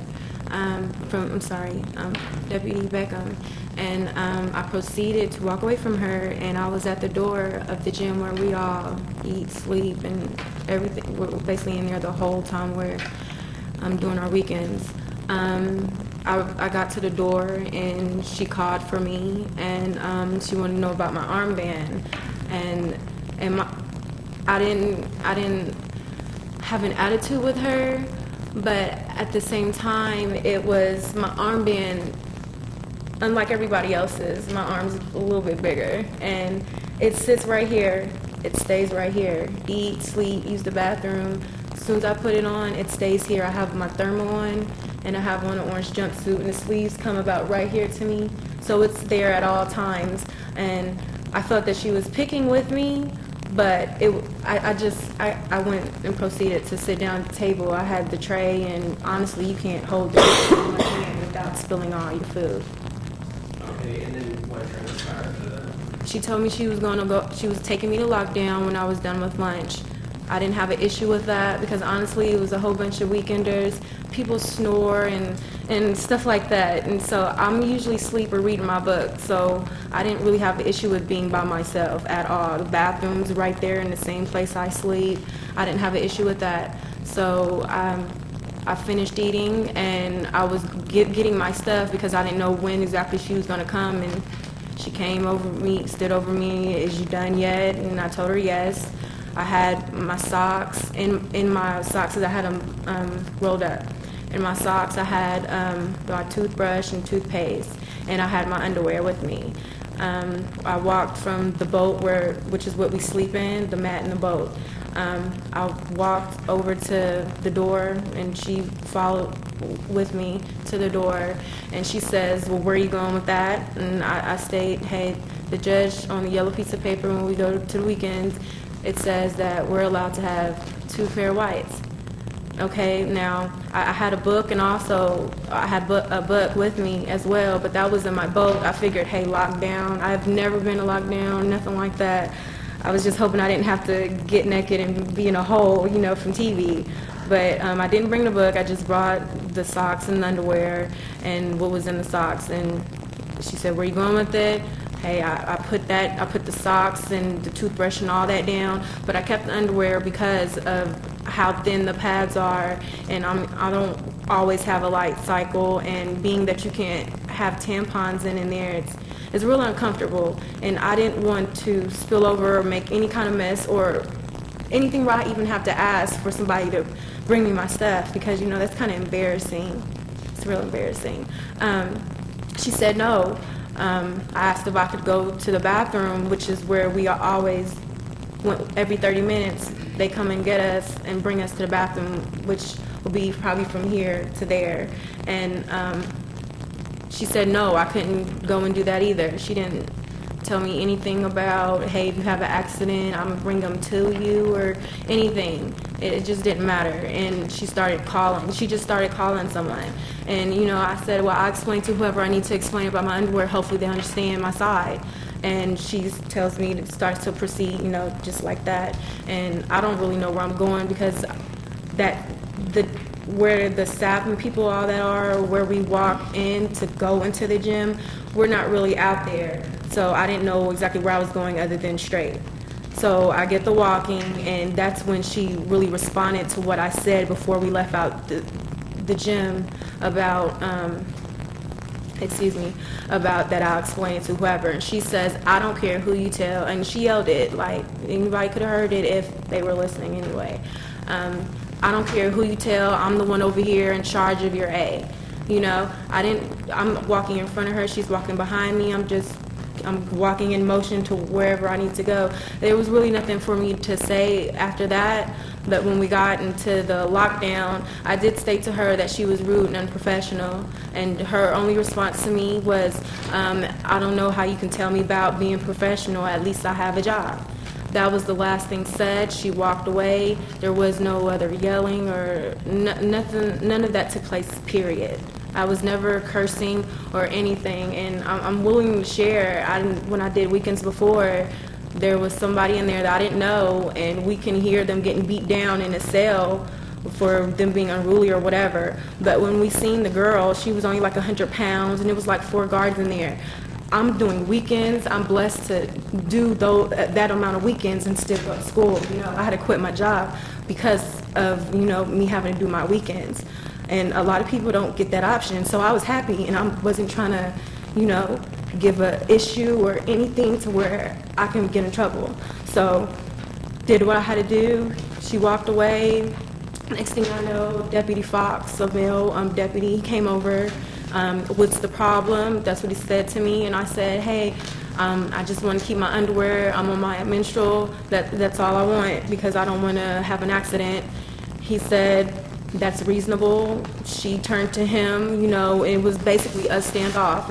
It was her facial expressions pleading to him, you know, don't undermine my authority, and basically, in my opinion, especially not in front of this inmate. He did not budge. He didn't say anything. Just one moment. She's getting into a lot of hearsay, Your Honor, and I'm going to ask that she be admonished to only say the things that she knows or receives. I mean, she can't be talking about what somebody else said outside of court. She's been doing it with what Deputy Fox said. She had the conversation with Deputy Fox, and they chose not to call him. I mean, talking about a witness that showed up very quickly afterwards. I was getting into the testimony I was just hearing was, she said this was the facial expression she gave to express this. She said before that, I just didn't want her to go into it. She said before that Deputy Fox said this, and that's what she said before she got into the facial expression standoff. She said, Deputy said this is reasonable, that kind of stuff. I don't know what he's asking. I'll do whatever the court wants, but I don't know what he's asking. Let's just direct our questions to her experiences and not to what someone else said. Thank you, that's all. I don't want to get to them. Go ahead, over here. Is this lady under subpoena? No, she's not. So you didn't subpoena? She's not. What's the name? Melanie Sawyers. It's the one we fought about, and I found her indictment where she was.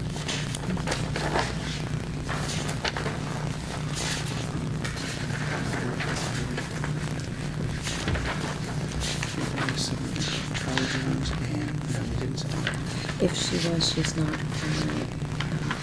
That's the fine. return served, just so you know. I only get the return served, but I'm not. She's not speaking.